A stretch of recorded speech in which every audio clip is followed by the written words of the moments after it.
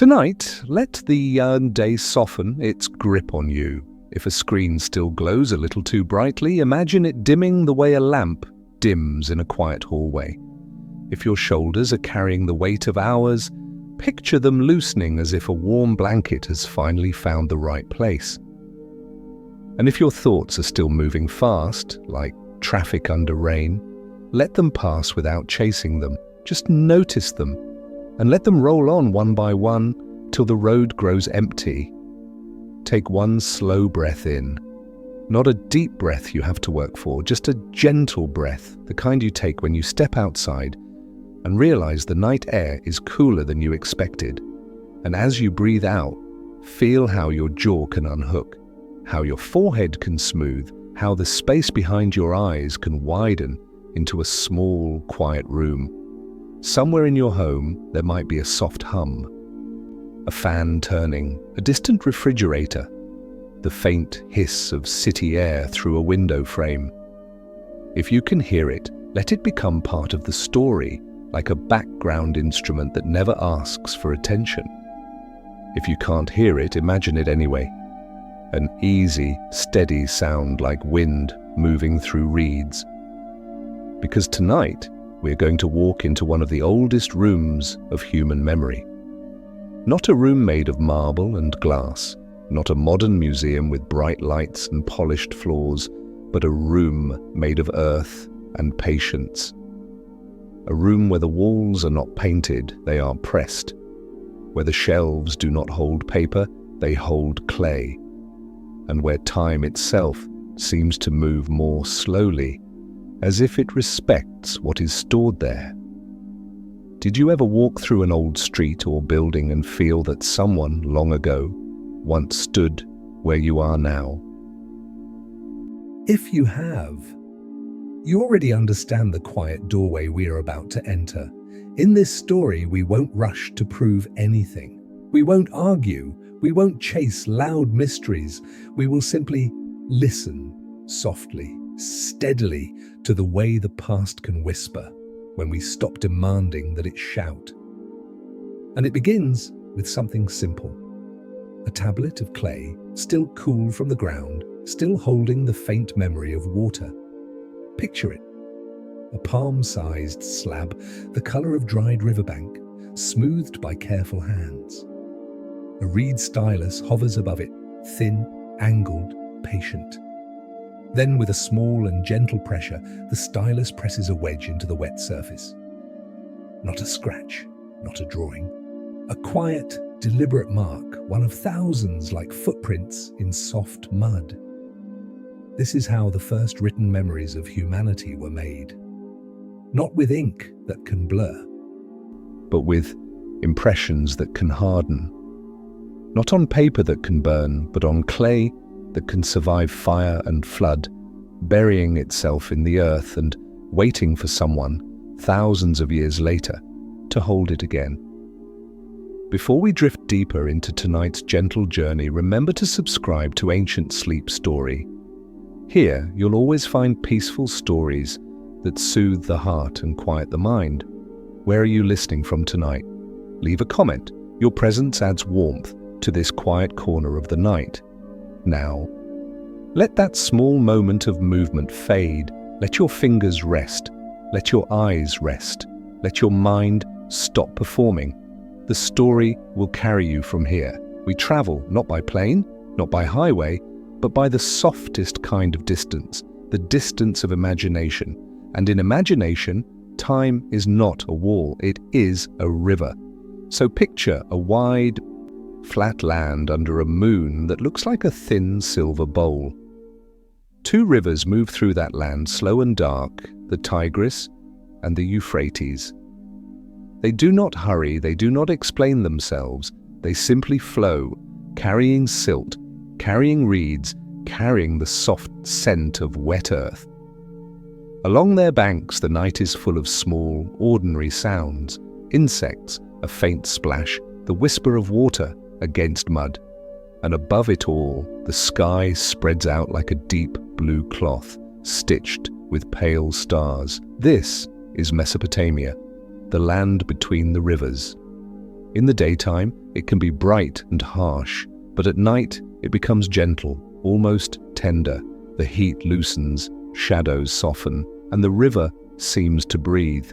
The people who lived here long ago knew water not as a background detail, but as the center of everything. They watched the rivers rise and fall.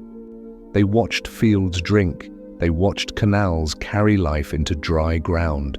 They learned by experience that water could be generous and that water could be overwhelming. And when they tried to imagine the beginning of all things, before cities, before kings, before the first brick warmed in the sun, they began where their own lives began, with water. They named it Namu. Not as a person you could meet on a street, not as a figure with a face, but as an endless sea of possibility, a vast, quiet presence, the idea that before there was sky or soil, there was something like an ocean, an original softness holding everything that could ever become real. Imagine a darkness before darkness had a name, no directions, no edges, no calendar, only a sense of depth, like floating in warm water with your eyes closed, hearing your own heartbeat and nothing else. In that deep, the story says, the first shapes began to emerge, heaven and earth, like two blankets that have been folded together for so long that their fibers forget they are separate. And then, in the gentlest interpretation of an ancient idea, something happens that is less like a fight and more like a breath. A space opens, a thin, invisible layer, a place for air, for wind, for birds, for the simple miracle of breathing. In later texts, this opening is given a name, Enlil, the breath, the moving air, the force that creates room for life. But tonight, we won't treat it like violence. We will treat it like the moment you shift in bed and find more space for your lungs. The moment the blanket stops pressing too tight and becomes comfort instead. Above, the sky, far and calm. Below, the earth, quiet and waiting. Between, the air, soft, necessary, invisible. And beneath even the earth, the old stories picture another water, fresh and deep, like groundwater that never runs out. A hidden ocean under the world, cool and steady, the source of springs and wells, a place the mind can rest because it feels endless and safe. In one of the earliest cities, Eridu, people built a temple near where they believed that deep water touched the surface. Think of it not as a grand monument, but as a careful meeting point. Mud brick warmed by sun, floors swept clean, a courtyard where a small breeze can pass through without interruption. At the edge of the courtyard, a jar of water waits in shadow. The water tastes cool. It makes the mouth relax. It makes the throat unclench. It makes the body remember that it belongs to the earth. A priest walks slowly across the bricks, not in a hurry. Nothing here needs urgency. In his hands is a reed basket with a few offerings. Simple bread, maybe a little beer, maybe dates, maybe incense that smells like warm resin. And somewhere nearby, in another room, a scribe sits. He is not writing a speech. He is not writing a warning. He is pressing memory into clay. A list of grain deliveries, a record of a canal, a hymn, a myth, a small note about a moonrise, a name. When you listen closely, you can almost hear it, the soft, repeated press of the stylus, a sound like rain tapping gently on a roof. This is what makes the past feel so intimate. It was not always grand. Often it was routine. Often it was someone's job. Someone's quiet duty to keep the world organized, to keep the temple supplied, to keep the stories from disappearing. And perhaps that is the first comfort of tonight's journey, that human beings, even in the oldest cities we know, were already doing what you are doing right now, trying to make sense of life, trying to find steadiness, trying to rest. Maybe you are listening after a long day of meetings, errands, and traffic, with your phone finally face down. Maybe your mind is still replaying a sentence you wish you had said differently, or worrying about tomorrow's small list. If so, let this ancient room be a soft permission slip. No one here expects you to solve anything. No one asks you to be useful. Tonight you can simply be a quiet witness, safe, unseen, and unhurried, while the rivers of another world move slowly, and the clay holds your thoughts for you, like a gentle hand, until they grow quiet, soft, and sleepy. If you've carried stress today, imagine placing it on a clay tablet for a moment, just setting it down. Because clay can hold weight. Clay can hold worry. Clay can hold 1,000 years of silence without breaking. And now, let's follow a smaller detail, something you can feel. Picture the wet clay itself, cool, smooth, slightly gritty if you rub it between your fingers. It has the smell of riverbank and rain. It is humble material, ordinary, yet in these hands it becomes the doorway to deep time. Tonight we are not chasing a loud secret. We are simply listening to the first written whispers of where did we come from? And as you listen, you may notice something gentle and surprising. The beginning is not fire, it is not a battle, it is water and breath and the slow shaping of earth, like sleep itself. In the next part of our journey, we will drift further along the rivers, into the first city lights, and into the dream-like stretch of time that the Sumerians described, years that feel less like numbers and more like a long, calm ocean. For now, let your breathing keep the pace, in and out. Like a river moving through moonlight, the rivers are still moving. Even if you cannot see them, imagine their steady patience. Dark water sliding past reeds, moonlight breaking into small, trembling coins on the surface. The Tigris and the Euphrates do not rush, and tonight, neither do we. If your mind feels busy, let it borrow the rhythm of water. In and out. A soft tide inside the chest. Nothing to force, nothing to prove. Now drift a little closer to the banks. The land is wide and low, and the air smells faintly of damp earth, crushed grass, and smoke from a distant cooking fire. In the far distance, a thin line of lights trembles, lamps sheltered from wind, like fireflies that decided to stay in one place. A city. Not a city of stone towers, but a city of mud brick and reed mats, courtyards and canals, low roofs and narrow streets that hold the day's warmth and release it slowly at night. This is Eridu, one of the names that returns again and again when the ancient tablets speak of beginnings. Eridu feels like a place built to listen. Listen to water, listen to wind, listen to the small, practical sounds of life being arranged into order. A jar set down, a door latch lifted, a donkey shifting its weight, a child's quiet laugh, then sleep. In the Sumerian imagination, Eridu was not only a town. It was a threshold, a gentle meeting point between the human world and the deep, fresh water beneath the earth, the Abzu. A word that sounds like a deep well when you say it softly. Abzu, the hidden water, cool and endless, the secret reservoir under the world. Picture a well at the edge of a courtyard. The stones around it are smooth from touch. A rope rests against the rim. Someone pulls the bucket up slowly, careful not to waste. The water is dark and cold, and as it rises, it brings with it a feeling, almost like relief. You might know that feeling. A cold glass of water late at night when the house is quiet. The moment it reaches your throat and something in you unclenches, that small, silent blessing of water, asking for nothing in return. Near that well stands a temple, not enormous, not dramatic. Strong walls, shaded rooms, An open courtyard where the night air can pass through.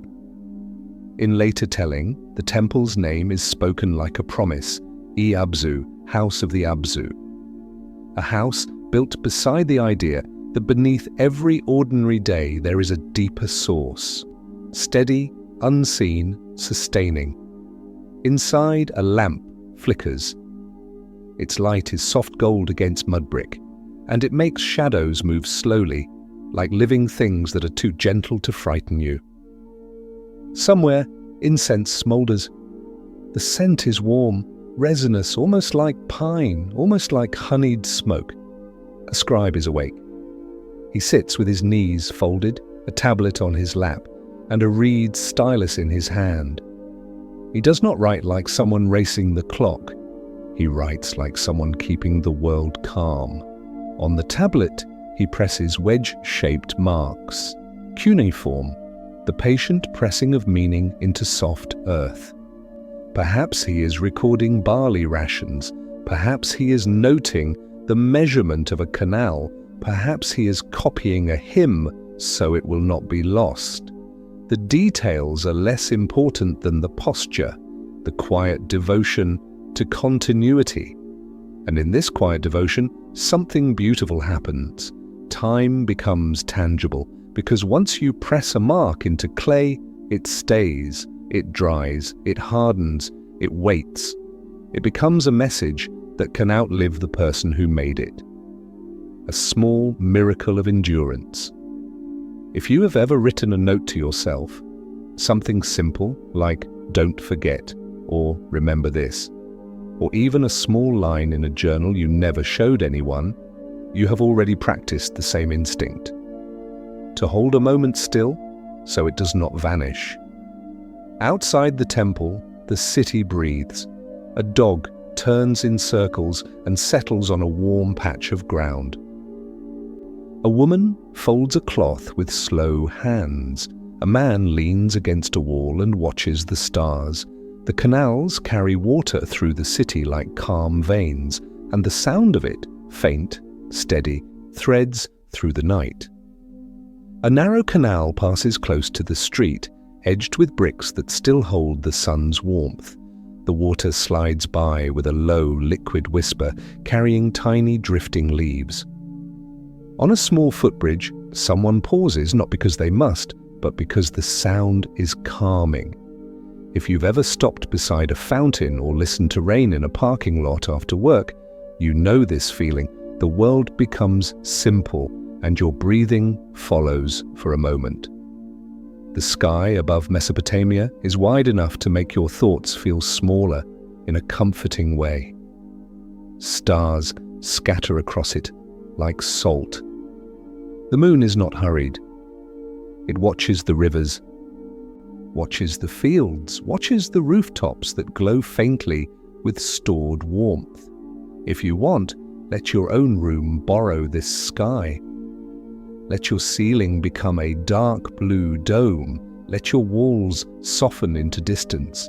Let the day's worries shrink into something that can be held in the palm, then set down. And now, because this is a story of beginnings, we follow a path that the Sumerians followed in their minds, from the ordinary to the mythic, from the courtyard to the cosmic, not by leaping, by drifting. In their world picture, the earth rests above deep waters. Above it is a sky vault like a great bowl turned upside down. Between the earth and the sky is the air, breath, wind, a moving presence that makes space for life. It is an old way of seeing, and it is soothing. It is simple. It is layered. It gives the mind shelves to rest on. Below, water. Here, earth. Between, breath. Above, sky. Below the busy surface of thought, there is a deeper quiet. Beneath the day's conversations, there is something steady and old, like Abzu inside the mind, a cool reservoir that does not argue. And in the Sumerian stories, a figure is often associated with that deep water. Enki, a name that can be spoken like a whisper. Enki is not thunder. Enki is cleverness, flow, the kind of wisdom that finds a path around obstacles rather than breaking them. Tonight, let him be a mood, the intelligence of water. Because soon, our story will touch a question that every tired person, every late-night thinker, every human being has carried at some point. Where did we come from? The Sumerians answered in images made of things they knew: clay, water, breath, reeds, fields, night.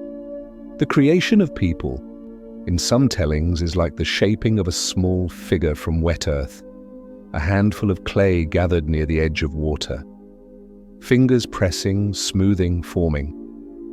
Then a breath, a quiet animation, life entering matter the way warmth enters cold hands. Think of how gentle that is, not a shout, not a conquest, a craft. In the city, the scribe pauses, he flexes his fingers, he looks at the tablet's surface, still damp, still holding every mark like a shallow shadow. In another room, someone hums, more like a thread of sound than a song. Outside, wind brushes the reeds, and far beyond the city's walls, the rivers keep going.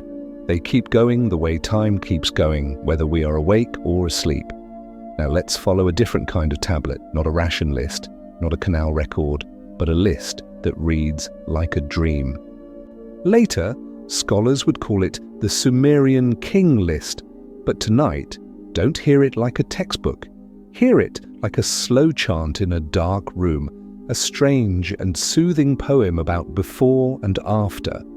It begins with a sentence that feels like a door opening after kingship descended from heaven.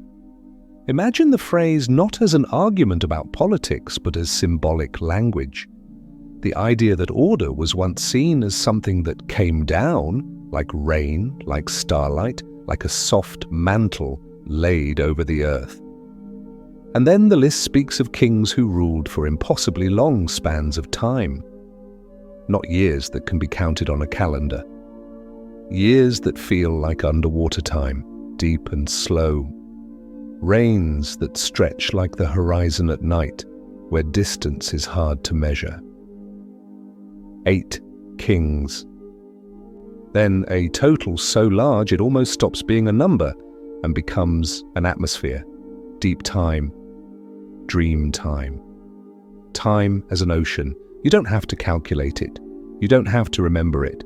Just let it be what it is, an ancient mind trying to express vastness, the feeling that the world was old before we arrived, the comfort that your small life is held inside something enormous and patient. If your thoughts have been racing lately, deadlines, bills, responsibilities, notice how this dreamlike time can soften them. If the ancient world can stretch time into a calm sea, you can stretch a single moment of rest into something wide enough to breathe. And yet, there is a gentle turning ahead, because the lists, the myths, the river cities, so calm, so slow, also carry a quiet memory of water rising, a memory of noise and then silence. A memory of a flood that is not told tonight as terror, but as a wave that comes and then leaves. We are not there yet. For now, stay with the night in Eridu. Stay with the lamp glow on mud brick. Stay with the cool taste of well water. Stay with the soft press of a stylus into clay. And when you feel ready, let the phrase return like a lullaby. After kingship descended from heaven. In the next part, we will drift further into that dreamlike before, and we will meet the gentle way the Sumerians spoke about boundaries between life and death, between silence and noise, between the deep water below and the sky above.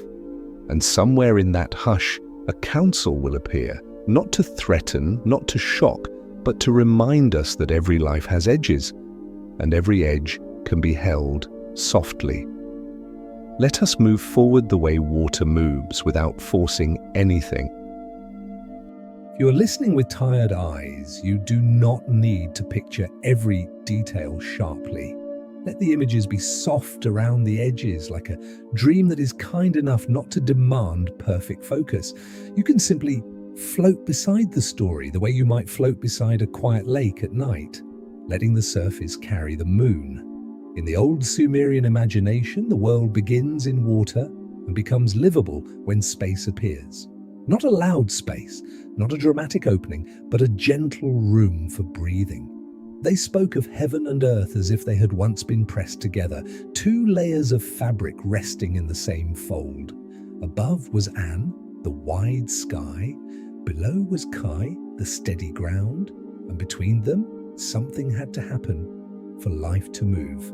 Enlil, the wind, is the name that often enters here. But tonight, let that name be a feeling rather than a lecture. The feeling of air in your nostrils, the simple comfort of knowing there is space to inhale, the quiet miracle that the chest can rise and fall without being told. Imagine the world before that breath. No horizon, no birds, no trees. Only closeness, like blankets stacked too tightly, warmth without room. And then imagine a soft separation, like hands, gently lifting one layer away from another, so a cool pocket of air forms. That pocket is not empty. It becomes possibility. It becomes the place where clouds can drift, where rain can fall, where smoke can rise, where a person can stand and look upward and feel small in a comforting way. If you have ever opened a window at night and felt the air change, you already understand the power of a simple opening. Tonight, as you listen, you can also notice your own inner between.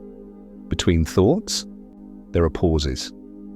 Between worries, there are moments of quiet. Between the last thing that happened today and the first thing that will happen tomorrow, there is this small night held like a cup. The ancient stories are not only about the outside world, they are also about that inside world, the way we make room. Now drift again to the land between the rivers. The city is asleep more deeply now, the lamps are fewer, the courtyards are darker, but in one room a flame still lives, sheltered from drafts. Its light is soft, the color of honey, and it trembles just enough to feel alive. A scribe sits nearby and his stylus rests. He has written. He has pressed marks into clay. He has held the world still for a moment. And in the next room, someone recites a story, not loudly, but in the low voice people use when they do not want to wake a child. The story speaks of the deep waters under the world, and of the gods who tend the boundaries that keep life steady. Boundaries are an interesting kind of comfort. In the daytime, boundaries can feel like limits, but at night, boundaries can feel like safety. The edge of a blanket, the frame of a bed, the walls of a house in rain. The shoreline that keeps the sea from swallowing everything at once. The Sumerians imagined boundaries everywhere, between fresh water and salt water, between sky and earth, between the world of the living and the world of the dead. And in that map of boundaries, there is a quiet group of figures whose name has traveled far beyond the clay tablets, the Anunnaki. In modern conversation, that name can become loud and strange, pulled into bright theories and sharp debates, but the oldest texts do not shout. They move slowly. They treat the Anunnaki as part of an order, not as a sudden shock. Tonight, think of them as the keepers of edges, a council in shadow and calm, sitting as if in a dark room where no one needs to raise a voice. Not to threaten, but to witness, not to chase anyone, but to remind the world that every life has a shape, and every shape has an ending, and endings can be gentle too. Picture 7 seats carved from darkness, or perhaps from stone cooled by night air. Picture stillness. Picture the sense that time is being weighed not with anger, but with patience. If that image feels too heavy, soften it. Make it smaller. Make it quieter. Make it like a row of lanterns placed along a path so you can see where the ground drops away. Lanterns do not push you, they simply glow. Now imagine yourself walking slowly through a narrow street in Eridu. The ground is packed earth, cool under bare feet, and the bricks along the edges keep a little warmth like stones that remember sunlight. You pass a doorway where a reed mat hangs, and behind it you hear a household breathing in sleep. Not loud, not dramatic, just the simple sound of bodies resting. A clay pot sits outside, filled with water for morning. A thin veil of dust floats on its surface, and when the wind moves, the dust shifts, making quiet patterns. Above you, stars spread wide, and for a moment the sky feels close, like a gentle roof. Somewhere a date palm rustles, somewhere a goat shifts and settles again. The whole city feels like a single creature curled up in the dark, safe and still. As you walk, you come to a canal and you stop. The water is dark and calm. It carries the moon in small broken pieces. A reed bends toward it, and the reed's reflection bends too, as if the world below is copying the world above. This is another boundary you can feel. Land and water. Light and shadow. Waking and sleep. If your mind has been clinging to the day, let it stand here for a moment on this quiet bank. Let it watch the water move without needing to follow it. Thoughts can do the same. They can pass, and you can remain. Let your shoulders drop as if you have set down a heavy bag, and let the canal's slow movement teach your breath to slow. And in that gentle watching, the idea of a council becomes softer. The Anunnaki, in the oldest sense, are not a sudden noise. They are a way of saying there is order, even in darkness, and rhythm. Even when you cannot see the shore, you do not have to fear edges tonight. You can rest inside them. And now let the story bring you back to clay, because the Sumerians were not only imagining the sky, they were shaping their world in earth, a handful of wet clay in the palm, a figure formed slowly, with care, the curve of a shoulder, the small indentation where an eye might be, not perfect, not polished, but real. In some versions of the myths, humans are made to help with work, to carry baskets, to keep temples supplied, to keep canals clean. But even that practical reason can be held softly tonight, because the deeper meaning is simple. We belong to the same material as the riverbank. Clay is not glamorous, yet it holds everything. It holds footprints, it holds seeds, it holds the marks of writing, it holds the memory of hands. You are also made of ordinary things, water, minerals, breath, heat, and still you carry thoughts and memories and tenderness. That is one of the quiet miracles of being alive. The scribe, listening to the story in the next room, presses another line into his tablet. The clay accepts it without resistance. The mark becomes a small shadow, and the shadow becomes meaning. Outside, the canal water keeps sliding past. A frog calls once, then falls silent. A breeze touches the reeds and moves on. Overhead, the stars do not blink in a hurry. Everything is slow enough for you to rest. Now, gently, we approach the next doorway in the mythic landscape. If the Anunnaki are the keepers of edges, there is also the question of what happens when the edges are disturbed. The Sumerians imagined that the gods could become tired of noise. Not noise as cruelty, but noise as too much. Have you ever felt that? A day where notifications, conversations, engines, and bright rooms pile up until your mind wants nothing but quiet. Not because you are angry, because you are full. In one old story, the world becomes too loud and a decision is made to bring silence back with water. But we will not rush into that water yet. We will stay at the threshold. We will feel the way the night grows deeper, the way the body grows heavier, the way the mind begins to loosen its grip. In a corner of the temple courtyard, a jar of water rests. Condensation gathers on its side. A drop slips down slowly, leaving a dark trail. Someone, half awake, drinks and lies back down. And as they settle, the story continues in the low voice, telling of a man who will be warned gently, not with thunder, but with a dream and a whisper through reeds.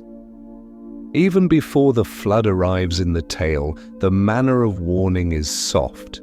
A wall of reed, a humble thing listening, a voice that does not shout, speaking as if it knows that the most important messages come when the world is quiet enough to hear them.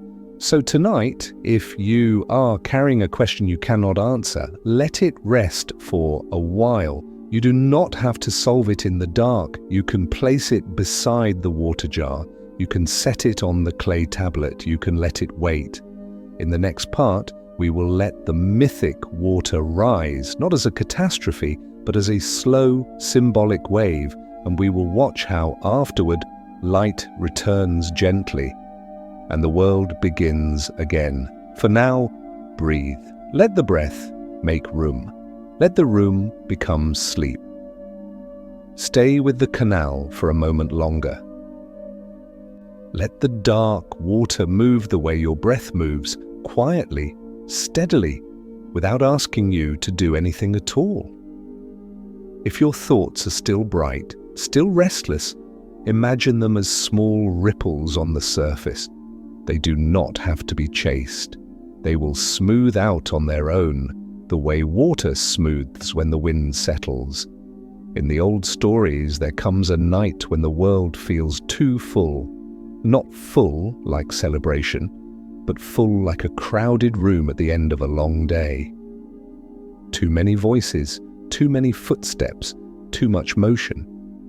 The kind of fullness that makes even gentle souls crave silence. If you've ever reached bedtime and realized your mind is still humming with the day, emails, errands, conversations, tasks you haven't finished, then you already understand the mood behind this ancient turning. It isn't wrath, exactly. It is fatigue. It is the desire for quiet. The tablets describe it with a strange, almost tender honesty. The gods cannot sleep because humanity is noisy. Tonight, we don't need to argue about what gods mean. We can treat them as the deep forces of a world that needs rhythm, day and night, work and rest, sound and silence. When the balance tilts too far, the story says, a cleansing wave arrives to restore the hush. And because this is a sleep story, we will keep the wave gentle. We will not picture screams. We will not linger on fear. We will picture water as a wide blanket, drawn slowly over a restless city, quieting lamps and footsteps, softening the edges of everything, returning the world to that first language of Namu, water, breath, and darkness.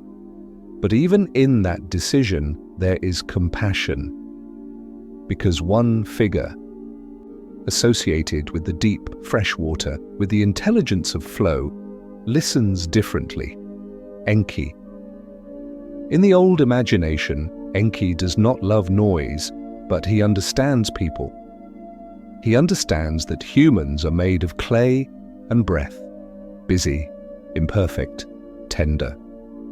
So, quietly, he decides to warn one person, not with thunder, not with a trumpet, not with a public speech, with a whisper that slips through reeds. Picture a humble house near the temple in Eridu.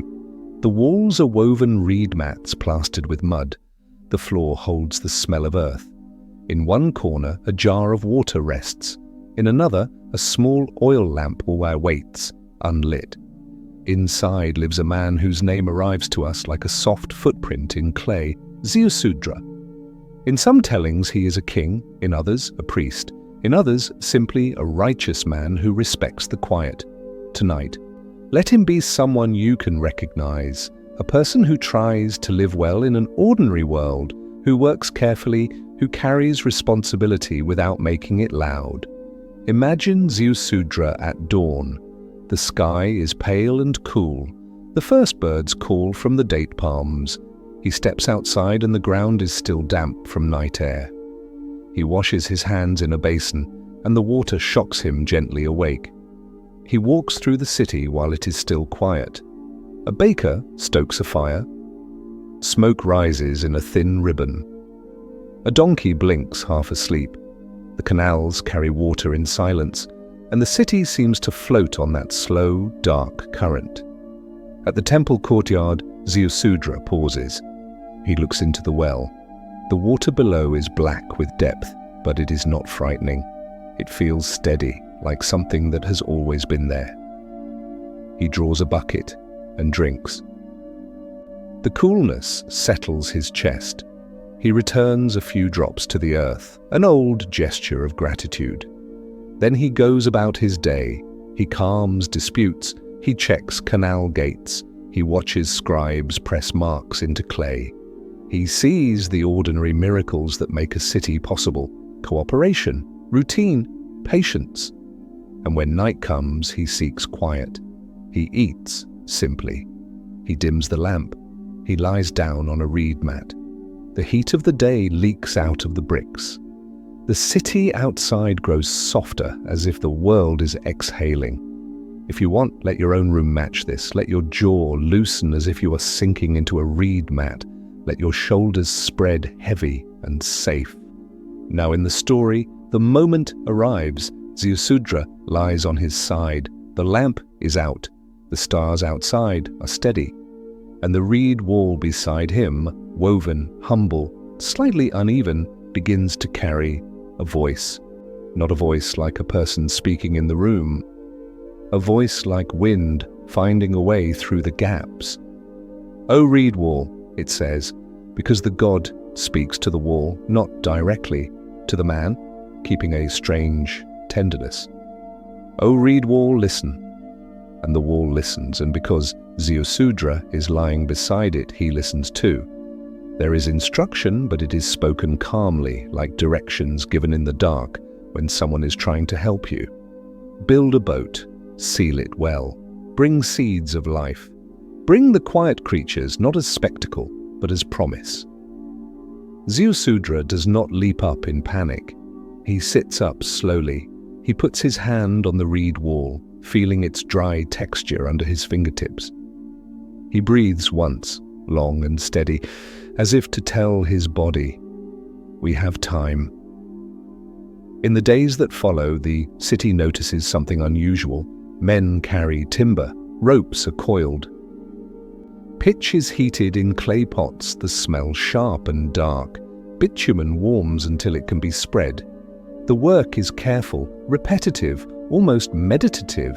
A boat begins to take shape, not for speed, but for endurance, built like a floating room. Ziusudra oversees quietly. He speaks gently to the workers.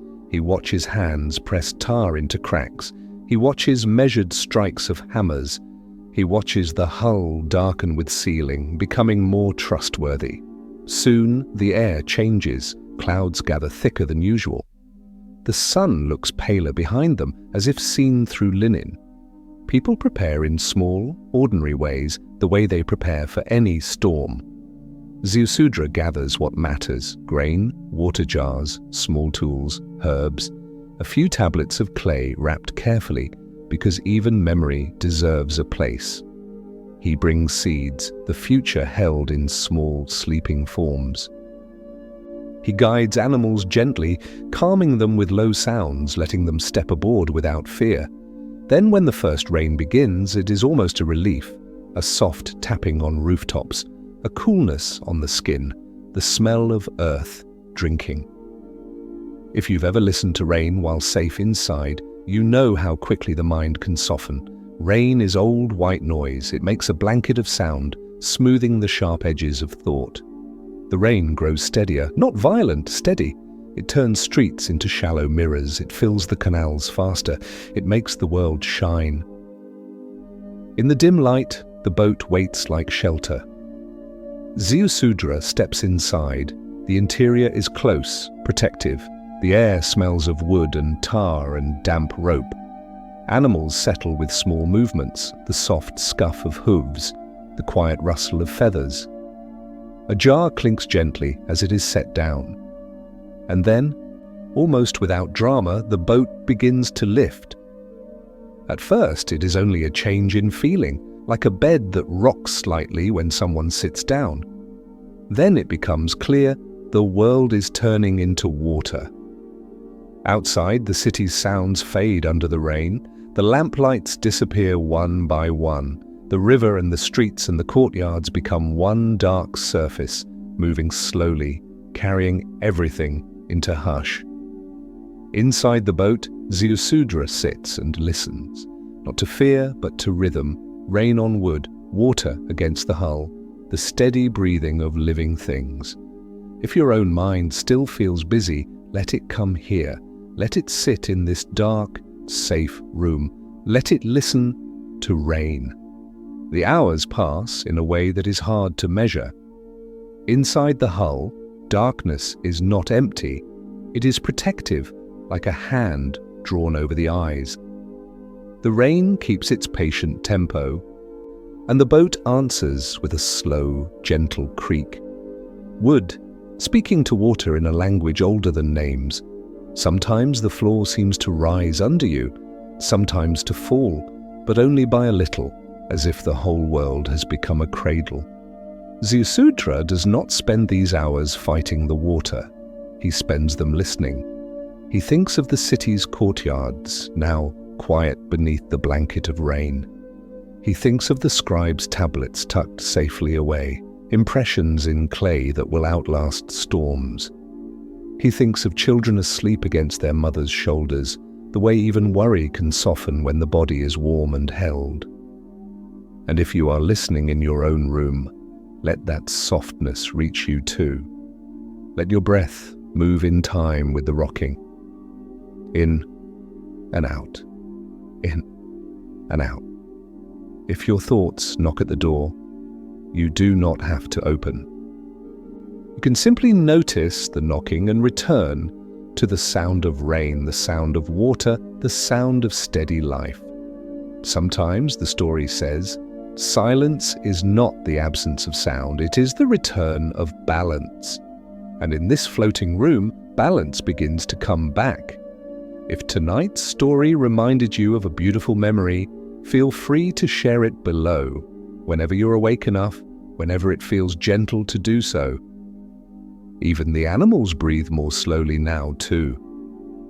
Here, no one rests alone. Every story from the past is a soft lantern in the dark, gently lighting our way tonight. And in the deepening night, as the boat rises a little higher, there is a gentle suspense, not a sharp cliff, but a soft question. What does the world look like when everything quiets down completely? In the next part, we will float through that hush, and we will watch how even after the deepest water, light returns in the simplest way. One pale sunrise, one bird's wing, one small line of land. For a long while, the world is only water and sound. Rain keeps its steady tapping. Water keeps its slow pressing against the hull. The air inside the boat stays dim and close, smelling of sealed wood and damp rope, of grain sacks and warm animal breath. In that dimness, time does not march, it drifts like a small leaf, circling in a calm eddy. Ziusudra sleeps in short pockets, waking and sleeping again, as if the boat itself is rocking him back toward childhood. When he wakes, he listens. He listens the way you might listen at night, half awake, when the house has gone quiet, and you can hear only the fan hum, the distant hush of traffic, the soft pulse of your own breathing. And then, without an announcement, the rain begins to change. At first, it is almost nothing, just a lighter touch, as if the sky is loosening its grip. The tapping becomes less crowded, the spaces between drops grow wider, giving the ear room to rest. The air feels different too, not warmer or colder, but calmer, as if the storm has finally exhaled. Ziusudra sits up slowly. He does not rush to the door, he does not demand an answer. he simply places his palm on the wooden wall and feels the vibration of the outside world. There is still movement, yes, but the movement is gentler now, less urgent. The boat's sway becomes a slow lull instead of a restless toss. If you are listening in your own room, you might recognize that moment, the moment when your thoughts stop sprinting and begin to walk.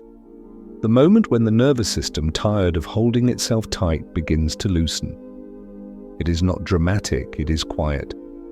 And quiet is exactly what arrives, and the rain thins until it becomes a soft mist, then a scattered drizzle, then only the occasional drop sliding from some unseen edge. The loudness that filled the world for days fades like a lamp being turned down, and for the first time, Ziusudra hears something else. Silence. Not absolute silence, but a new kind of stillness. The kind of stillness that makes small sounds suddenly noticeable. A bird shifting its wings somewhere far away, a tiny trickle of water running off wood, the slow sigh of an animal settling deeper into rest. Ziusudra breathes in. The air tastes washed. Even through the sealed boards he can sense the change, the way the world smells after rain, as if dust has been forgiven. He closes his eyes for a moment, and in that darkness he offers a simple gratitude without words, because the first calm after a storm is not merely weather. It is a promise that motion can end, and that endings can be gentle. Hours pass, perhaps a day.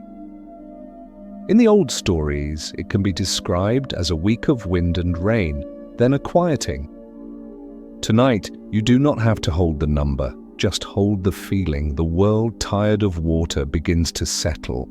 The boat keeps drifting, but now it drifts in a quieter way. And then, at some point, softly, almost shyly, the hull meets something. A gentle bump, not a crash, not a jolt. More like a hand touching your shoulder to say, "You can stop walking now." The boat rocks once, then steadies. It has found a resting place, as if the earth itself has risen to meet it. Inside, the animals stir. A goat snorts quietly. A bird rustles its feathers. The sounds are small and ordinary, and because they are ordinary, they feel comforting. Ordinary means life continues. Ziusudra stands, slow and careful. He moves like someone who respects the fragility of new calm. He finds the hatch, the small opening where light can enter. He places his fingers on the edge and pauses, letting his own heartbeat settle before he looks. Then he lifts it. A thin blade of light slips in, pale and cool. It is not the bright light of noon. It is early light, morning light filtered through leftover mist. It carries a smell that is hard to describe, but instantly familiar to the body. Wet earth, clean air, something green waiting to happen. Ziusudra looks out. The world is still mostly water, stretching wide and quiet, like a dark mirror. But the water no longer feels angry, it feels tired, as if it too is ready to rest. In the distance, there is a faint line, darker than the sky, lighter than the water, land barely visible, like a thought forming gently in the mind. Have you ever noticed how, after a long season of stress, the first truly quiet morning can feel like a new life? Not because anything dramatic changed overnight, but because your body suddenly believes it might be safe again. That is what this moment feels like. Ziusudra sits at the opening and lets the light touch his face. He squints, then relaxes. He watches the water's surface tremble with a light breeze, and he watches a small bird circle far away, testing the air. In the stories, he sends out birds. A dove, a swallow, a raven. Different tellings remember it differently. The way dreams shift their details while keeping the same meaning. Tonight the meaning is enough, a small living messenger, light as breath, sent to find the world. Ziusudra lifts a bird gently from a woven basket. Its body is warm, its heart beats quickly under his fingers, a tiny drum of life. He speaks softly, not a command but a reassurance. Then he releases it. The bird rises into the pale air, circles once, then flies outward over the water. Ziusudra watches until it becomes a moving dot, then a memory against the sky. He waits. Waiting is a form of courage when you are tired. Waiting is also what you are doing now, letting sleep come, letting the mind loosen, trusting that rest will arrive without force. The first bird returns. It lands on the edge of the hatch, shaking water from its feathers. It has found no dry place yet. The world is still too wet. Ziusudra nods, as if he expected this. He offers the bird a few seeds and it eats, then tucks its head under its wing. Time passes again in softness. The wind is gentle, almost kind. The sky begins to open. Clouds thin and drift apart, revealing patches of deep blue. Sunlight strengthens, turning the water from dark iron to muted silver. The boat, still held, feels less like a prison and more like a safe room floating in a quiet universe. Ziusudra sends the bird again. This time, it returns with something small in its beak, perhaps a twig, perhaps a leaf. A sign so delicate it can barely be called news, yet it carries more hope than any loud proclamation. A leaf means there is a tree. A tree means there is ground. Ground means the water is letting go. In that tiny leaf, the world speaks gently. You can begin again. Ziusudra closes his eyes and breathes. Inside him, relief spreads slowly, like warmth returning to cold hands. He thinks of the city, now silent beneath the water, and he does not cling to what is gone. He simply honors it. Then he turns his attention to what remains: breath, life, the patience of starting over. If you are carrying something that feels lost, a time that passed, a version of yourself you miss, let this be a soft reminder. Loss is real, yes, but beginnings are real too, and they often arrive quietly in small signs like a leaf in a bird's beak. Later, when the water has lowered enough, Ziusudra opens the boat's door fully. He steps out onto a surface that is still damp and uncertain, and he stands there for a moment, letting the wind touch him. The air feels newly made. The sun, still low, warms his cheek. Somewhere, water drips from rock in a steady rhythm like a simple clock. Behind him, the animals emerge slowly, blinking in the light. They do not run. They step carefully. They sniff the air. They listen. The world is unfamiliar, but it is calm. Ziusudra kneels and touches the earth. Mud, yes, soft, cool, accepting. The same material that holds writing, that holds footprints, that holds seeds. He lifts a little in his palm and lets it fall back, watching it crumble. The earth is alive again. In some tellings, he offers thanks, an offering of smoke that rises into the clean sky, a sign of gratitude for survival. Tonight, we can hold that gratitude in a simpler form, a breath, a pause, a quiet acknowledging, because the deepest discovery of this flood story is not spectacle, it is rhythm. Water rises, water falls, silence returns, life continues, emotions do the same. They rise, they swell, they feel endless, and then often without us noticing at first, they lower again.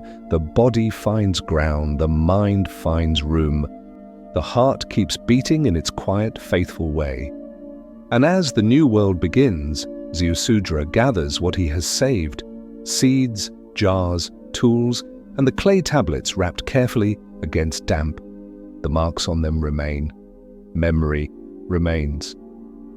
This is how the past survives, not by shouting, but by enduring. If tonight you have been surviving quietly, steadily, let that be enough. You do not need to be dramatic to be brave. Sometimes the bravest thing is simply to keep going, to keep breathing, and to wait for the first quiet morning. If you're still awake, let your eyelids grow heavier, let your hands soften. Imagine the air in your room becoming as clean as this post-storm dawn. Nothing demands you now. You are allowed to rest. You are allowed to drift until sleep closes story for you. Soon, our story will drift toward a gentler place at the edge of the world, a shore spoken of like a blessing. But before we reach that calm harbor, we will pause in the clean air of this new dawn and let the mind rest in the simple fact that the storm has passed. The new morning has arrived, and yet the world still feels like a dream. Water lies in wide, quiet sheets. Mist drifts low, pale as breath. The sun is gentle, not sharp, more like a warm hand resting on the back of the day. And in that softened light, Zeusudra and the animals move carefully, learning again how to stand on earth. But tonight, our journey does not stay on that damp ridge for too long. Because these stories, like rivers, always lead us back to where humans first learned to hold time in their hands. Back to clay. Back to the slow press of a reed stylus. Back to the quiet rooms where someone tried, with patience and humility, to answer the oldest question in the world: how did we get here? If you are listening with heavy eyelids, imagine that we are drifting now, not by walking, but by memory. We float backward like a leaf carried upstream in a calm eddy, returning to the city lights of Eridu, to the temple courtyard, to the well that tastes like cool darkness. The city is not loud, it never was. Even in the busiest seasons, Mesopotamian life had its slow rhythms, the river rising, the canal gates opening, the grain being measured, the clay being kneaded. And in the evenings, when the heat stepped back, the streets softened into quiet corridors where the sky felt close enough to touch. Inside the temple, the lamp still flickers. A scribe sits with a tablet on his lap. His hands are stained faintly with clay. His posture is steady, practiced, like someone who has learned that the world becomes calmer when you do one thing at a time. He presses a mark, then another. Each wedge is small, or almost nothing. Yet each wedge is a doorway, a way for breath to become meaning, a way for a moment to become a bridge across thousands of years. And the strange comfort is this: the past does not reach us as thunder, it reaches us as quiet impressions in earth. In museums today, those tablets sit behind glass, but in imagination, you can hold one. Imagine, for a moment, a modern museum at closing time. The last visitors have gone, the security lights are dim, your footsteps are soft on the floor, and the air feels cool, like stone that has held the day and is letting it go. In a quiet case, a clay tablet rests on velvet. You cannot touch it there, but in your mind you can. You feel the faint ridges where the stylus pressed, like tiny hills under a fingertip. You imagine the scribe's breath warming the lamplight, his patience steady, his wrist pausing after each mark. You notice how the room asks for silence, not as a rule, but as comfort. And you might wonder softly, what would I press into clay if I could leave one calm sentence for the future? Perhaps it would be simple. I was tired, I breathed, I listened, and I found a little peace. That too is history tonight. You can see the marks catch light like tiny shadows. You can sense the person who made them, not as a distant ancient, but as a human being who once sat in lamplight with tired eyes and careful hands. If you have ever stayed up late, writing, organizing, or thinking, trying to put order into a crowded day, You are closer to that scribe than you might realize. And tonight, as the story continues, the tablet he works on is not a simple list of grain. It is something dreamlike, a list of kings. The Sumerian king list, as we call it now, begins with a line that feels like a curtain lifting. After kingship descended from heaven. Say it softly. Let it land gently. Not as politics, not as propaganda, but as poetry. As a way of saying that order, once, felt like a gift from above, like rain arriving at the right moment, like a cool breeze that makes the body relax. Then the list moves into a kind of time that does not behave like our time. It speaks of rulers whose reigns are impossibly long, tens of thousands of years, spans that stretch so far they become a foggy horizon. You do not need to calculate it. You do not need to hold it in your mind. Just let it wash over you the way the sound of surf washes over a sleeping body. The numbers are not homework. They are atmosphere. They are the ancient mind's way of pointing toward vastness, deep time, dream time, a story world where before is so long it becomes soft like distance seen through mist. There is something oddly soothing about that, especially at night, because when your worries feel loud, when a deadline feels urgent, when a conversation keeps replaying, when tomorrow's list feels endless, deep time reminds the nervous system of a larger scale. Your life matters deeply, but it is also held inside something enormous and patient. A river older than your calendar, a sky that has seen 1,000,000 quiet nights. And in that wider frame, in the mind can loosen its grip. The scribe perhaps felt that too. He wrote these names not only to record history, but to cradle the feeling of continuity, to tell his city, we belong to a long story. We are not floating alone. In the king list, after the dreamlike kings, a flood appears. The list says it plainly, almost calmly. Then the flood swept over. No screaming description. No long argument. Just a line, like a pause in music, where silence enters and changes the whole piece.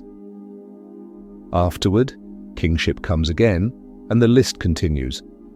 It is as if the world is saying, even after water rises, life returns. Even after silence, there are footsteps again. That is one of the gentlest teachings in these old texts.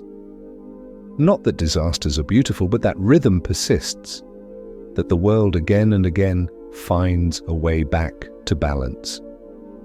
Now, in modern times, there is a temptation to turn every ancient name into a bright spotlight, to drag it into arguments, to make it sensational, to make it louder than it ever was. But tonight, we keep the lights low. We let the clay remain clay. We let the stories remain slow. And that brings us back to a name that has traveled far, the Anunnaki. In the quiet language of the oldest tablets, Anunnaki is not a word designed to shock you awake. It is a word that sits inside an order, an arrangement of divine beings associated with decisions, boundaries, fate, and the shadowed edges where life meets death. They are not always the beginning. They are not always the center. They are one layer in a large, carefully stacked world. If you picture them tonight, picture them as a calm council in a dim room, not threatening, not dramatic.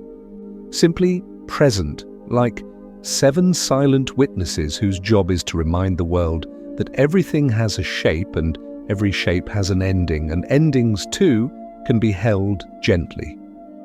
There are modern retellings that paint them with harsher colors, that add bright beams of certainty to lines that were originally quiet. And perhaps that is understandable. Humans love bright answers. But the tablets themselves often feel like lamplight, limited, warm, incomplete, and honest about the mystery. Sometimes the most respectful way to meet an ancient story is not to force it to shout. It is to sit beside it and listen. Listen to the way the words were pressed. Listen to the way silence surrounds them. Listen to the spaces where the clay holds questions instead of conclusions. And if your mind wants to debate, you can let it rest tonight. Because debate is a daytime activity. Night is for feeling. Night is for letting the past become a soft landscape heart can walk through. So imagine again the scribe's room. The lamp flame leans slightly as air moves. Dust drifts slowly through the light like golden snow. Outside, the city's canals whisper. Someone in a nearby house turns over in sleep, and a reed mat rustles like a small wave on sand. The scribe presses one final wedge, then sets the stylus down. He flexes his fingers. He looks at the tablet with a kind of quiet pride. Not pride that shouts, but pride that whispers, "I have held something steady tonight." He places the tablet on a shelf to dry, and in that act he does something extraordinary without knowing it. He sends a message forward, a message that reaches you now, in your own room, in your own night, in your own tired body. The message is not "be afraid," it is not "solve me," it is simply remember that you are part of a long story. A story that began with water, a story that learned to breathe, a story that pressed itself into clay so it would not vanish. If you feel alone tonight, let this be a gentle counterweight. Here, no one rests alone. Every story from the past is a soft lantern in the dark, gently lighting our way tonight. And if you want to leave a small note for yourself, just a gentle comment, a simple word like, "I'm here," or "I made it through today," you can whenever it feels easy, not as a task, as a kindness. Now, as the night deepens, the story begins to turn toward a different shore, a place spoken of in Sumerian dreams as a calm edge of the world, where suffering does not shout and time feels kinder. A place called Dilmun. We will not arrive there yet. For now, we only glimpse it as a soft promise, like a pale strip of land on the horizon after a long rain. And as you breathe in and out, let that promise settle into you, because sometimes the most healing thing is not a final answer. It is a quiet direction, a shore ahead, a gentle place to rest. The name comes to us like a hush, Dilmun. Say it slowly, as if you're tasting a word made of warm sand and cool water. In the old Sumerian imagination, Dilmun is not just a place on a map. It is a feeling, an edge of the world where pain does not raise its voice, where the air is clean, where the heart can rest without bracing. Tonight, we approach it the way we approach sleep. Gradually, without forcing, letting the mind drift toward a softer shore. Picture the rivers again. The Tigris and the Euphrates, long and patient. After storms, after seasons, after the work of canals and fields, they continue toward the sea. Their water becomes wider, slower, more salt-kissed. The land flattens, the sky grows enormous, and the horizon begins to feel like a gentle line drawn with a steady hand. In that wide space, the world becomes quieter. The boat that carried Ziusudra is no longer the center. His survival is a memory now, a warm ember tucked into the story's palm. The animals have scattered into new grasses, the air has dried, the water has lowered into rivers again, and the human world, always practical, begins to rebuild. Reed mats woven, bricks dried, jars refilled, lamps relit. But in the mythic layer, where stories live like stars beyond the roof, Dilmun waits, a distant brightness. A calm region where the rules of ordinary suffering feel softened, as if someone turned the sharpness down. You can imagine Ziusudra hearing of it in the temple courtyard, days after the flood, when people speak in quieter voices than before.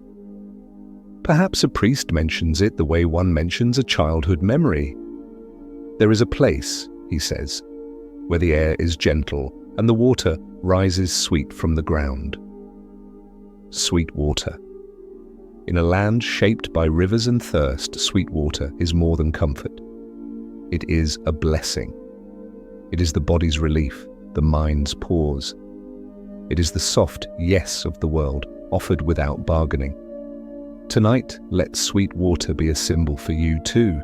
If you have felt dry lately, emotionally, mentally, spiritually, if your days have been full of obligation and your nights have been full of thought, imagine sweet water rising quietly inside you like a spring.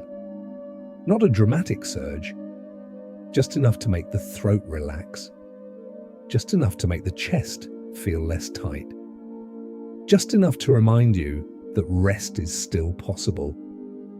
We drift toward Dilmun now, not with a ship that battles waves, but with a story that follows the easiest current. You might see a coastline in the distance, low dunes under moonlight, a thin ribbon of pale sand, a quiet shimmer where water meets land. The wind here is not harsh. It is a soft, steady movement, the kind that makes palm fronds whisper and then fall still again. There are no roaring beasts in this picture, no sudden cries. The old descriptions of Dilmun often speak in negations: no sickness, no old age, no loud suffering. as if the storyteller is trying to protect you from sharp images by gently removing them one by one. And what remains when so much is removed? Light, water, breath, stillness. You step onto the sand. It is cool, even if the day was warm. Sand holds heat and releases it slowly. At night, it becomes a calm skin under the feet. With each step, your footprints form and then soften at the edges as the breeze brushes them, reminding you everything here is gentle, even the marks you leave behind. Somewhere nearby, a spring rises. Not a fountain with noise, but a quiet push of water from the earth, clear enough to reflect the stars. The surface trembles slightly as if the ground itself is breathing. You dip your fingers into it and the coolness is immediate. It travels up your arm in a small, soothing shock. The way cold water can bring you fully into the present. If you like, let your own fingers relax now. Uncurl them just a little. Let them rest as if they've finally stopped gripping the day. In Dilmun, even the air feels different. Imagine it as clean, salt-light, carrying the scent of distant seaweed and warm stone. It does not press on you. It does not demand performance. It simply moves in and out like the breath. In and out. In and out. Even the moon seems to breathe with you. And because Dilmun is a place of beginnings as well as endings, the story sometimes connects it to the first garden-like beauty, the first untouched calm. A place where the world feels newly made, as if the flood washed not only cities, but also the sharpness of living. If you have ever longed to start over, quietly, without announcing it, Dilmun understands. Not as an escape that denies reality, but as a resting place where your nervous system can remember what safety feels like. In the mythic telling, gods and humans move at the edges of Dilmun's light, but tonight we will keep them distant, like silhouettes in fog. We do not need a crowded cast. We need space. We need the kind of simplicity that lets the mind loosen. So the shoreline stays mostly empty, a few palms gently swaying, a few birds gliding without hurry, a small pool of sweet water reflecting moonlight. And you walking slowly with the permission to be quiet. Did you ever stand by the ocean at night and feel your thoughts grow smaller? Not in a sad way, but in a relieving way. If you have, then you already know what Dilmun is trying to offer. It is not excitement, it is scale. It is the reminder that life is wide and that your mind can rest inside that wideness. Now imagine a simple shelter near the spring. Not a house with many rooms, but a shaded place where you can sit. A reed mat laid on sand, a clay cup set beside it, a lamp unlit because the moon is enough. You sit. The sand supports you without resistance. Your spine settles. Your shoulders sink, heavy and safe. The wind touches your skin and moves on. Nothing sticks to you here, not the past, not tomorrow, not the sharp edges of unfinished tasks. The water at the spring makes a barely audible sound, a tiny, steady burble. It is like the soft hum of a fan, the kind of real-world sound that can lull the mind. If you can hear a hum in your own room, let it blend with this spring. Let your home and Dilmun overlap, as if the story is building a bridge between your night and the ancient night. Here, the concept of deep time becomes kinder. Not a terrifying vastness, but a soft blanket. The stars above Dilmun are the same stars that hung over Eridu, the same stars that hung over the scribe's lamp, the same stars that hang over your roof now. They do not judge, they do not hurry, they simply glow. And in their patient glow, a gentle discovery rises. The oldest stories were never only about gods or floods. They were also about the human longing for a quiet place inside the noise of living. Perhaps that is why the flood is described in some ways as a return to silence, not a punishment but a reset of rhythm. And perhaps that is why Dilmun appears afterward as a shore of calm, not a triumph but a rest.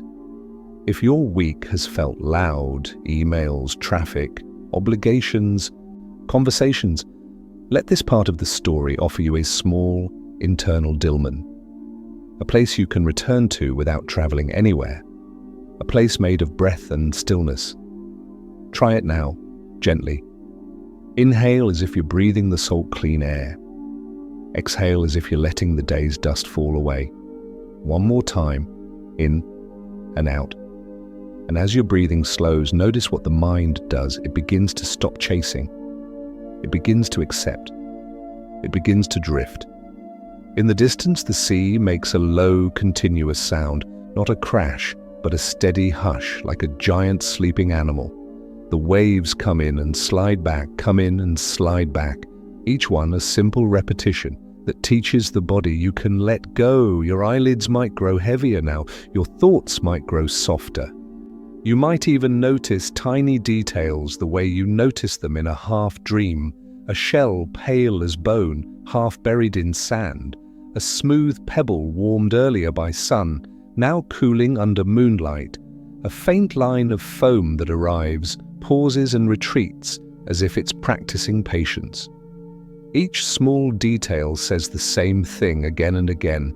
Nothing here is in a hurry, and you don't have to be either. And if a thought appears, something unfinished, something worrying, you can place it gently on the sand beside the spring. Just set it down, it will be safe there. You can pick it up tomorrow if it still matters. Tonight it does not need your attention. Here, no one rests alone. Every story from the past is a soft lantern in the dark, gently lighting our way tonight.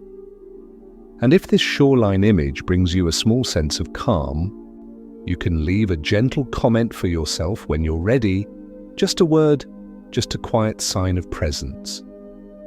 Not because you must, but because kindness leaves marks that do not weigh us down. Now the story does not end here. Dilmun is a resting place, yes, but even rest has layers. Beyond the shoreline, there are still myths that speak of desire, of mistakes, of learning, of the way even gentle worlds contain lessons. Yet we will approach those lessons like we approach sleep, softly, slowly, without sharp turns. In the next part, we will wander a little deeper into Dilmun's quiet landscape and discover how an ancient story can hold a tender truth. Even paradise is not a place where nothing happens. It is a place where what happens can be held with gentleness. For now, stay by the spring. Stay by the sea. Stay by your breath. Dilmun still feels like a quiet shore, but as you linger there, you begin to notice something subtle. A calm place is not the same as an empty place. The waves still arrive and retreat. The wind still brushes the palms. The spring still lifts sweet water from the earth with a steady, patient breath.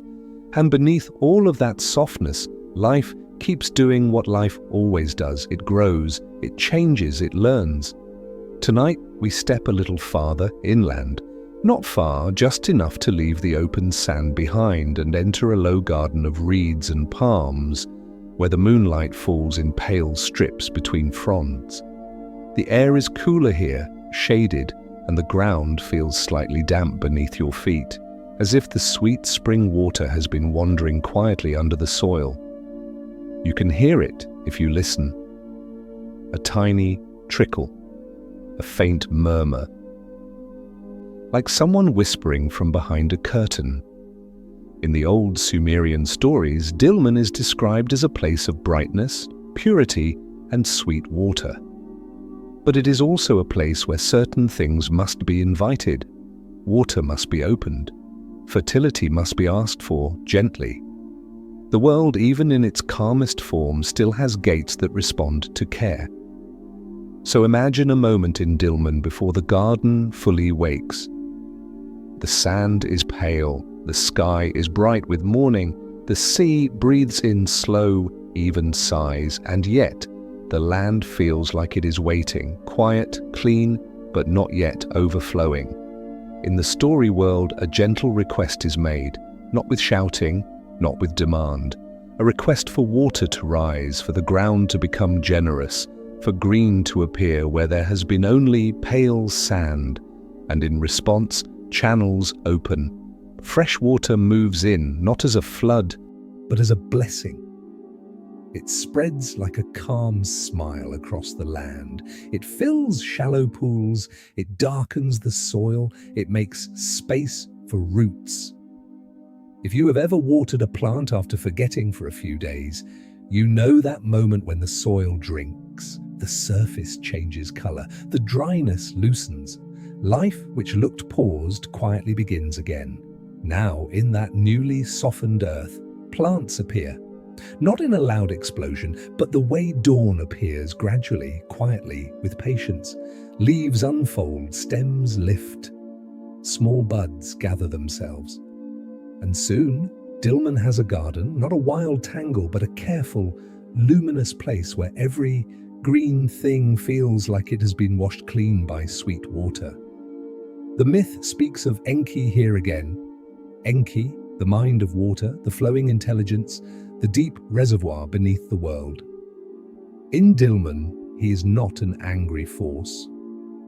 He is a curious one, a creative one, a presence that moves toward what is alive. And there is another presence too, one associated with the earth's steady wisdom, the slow power that makes seeds open and bodies heal. In some tellings, her name is Ninhursag, the great earth, the motherly mountain, the caretaker of growth. Tonight, you don't need to hold the names tightly. You can let them be qualities. Enki, flow, curiosity, the urge to create. Ninhursag, steadiness, care, the patient intelligence of healing. When flow and steadiness meet, a garden becomes possible. But even in a garden, balance matters, and this is where the story offers one of its softest discoveries. Paradise is not a place where nothing ever goes wrong. It is a place where wrong does not become cruelty, where imbalance becomes a lesson, and the lesson becomes healing.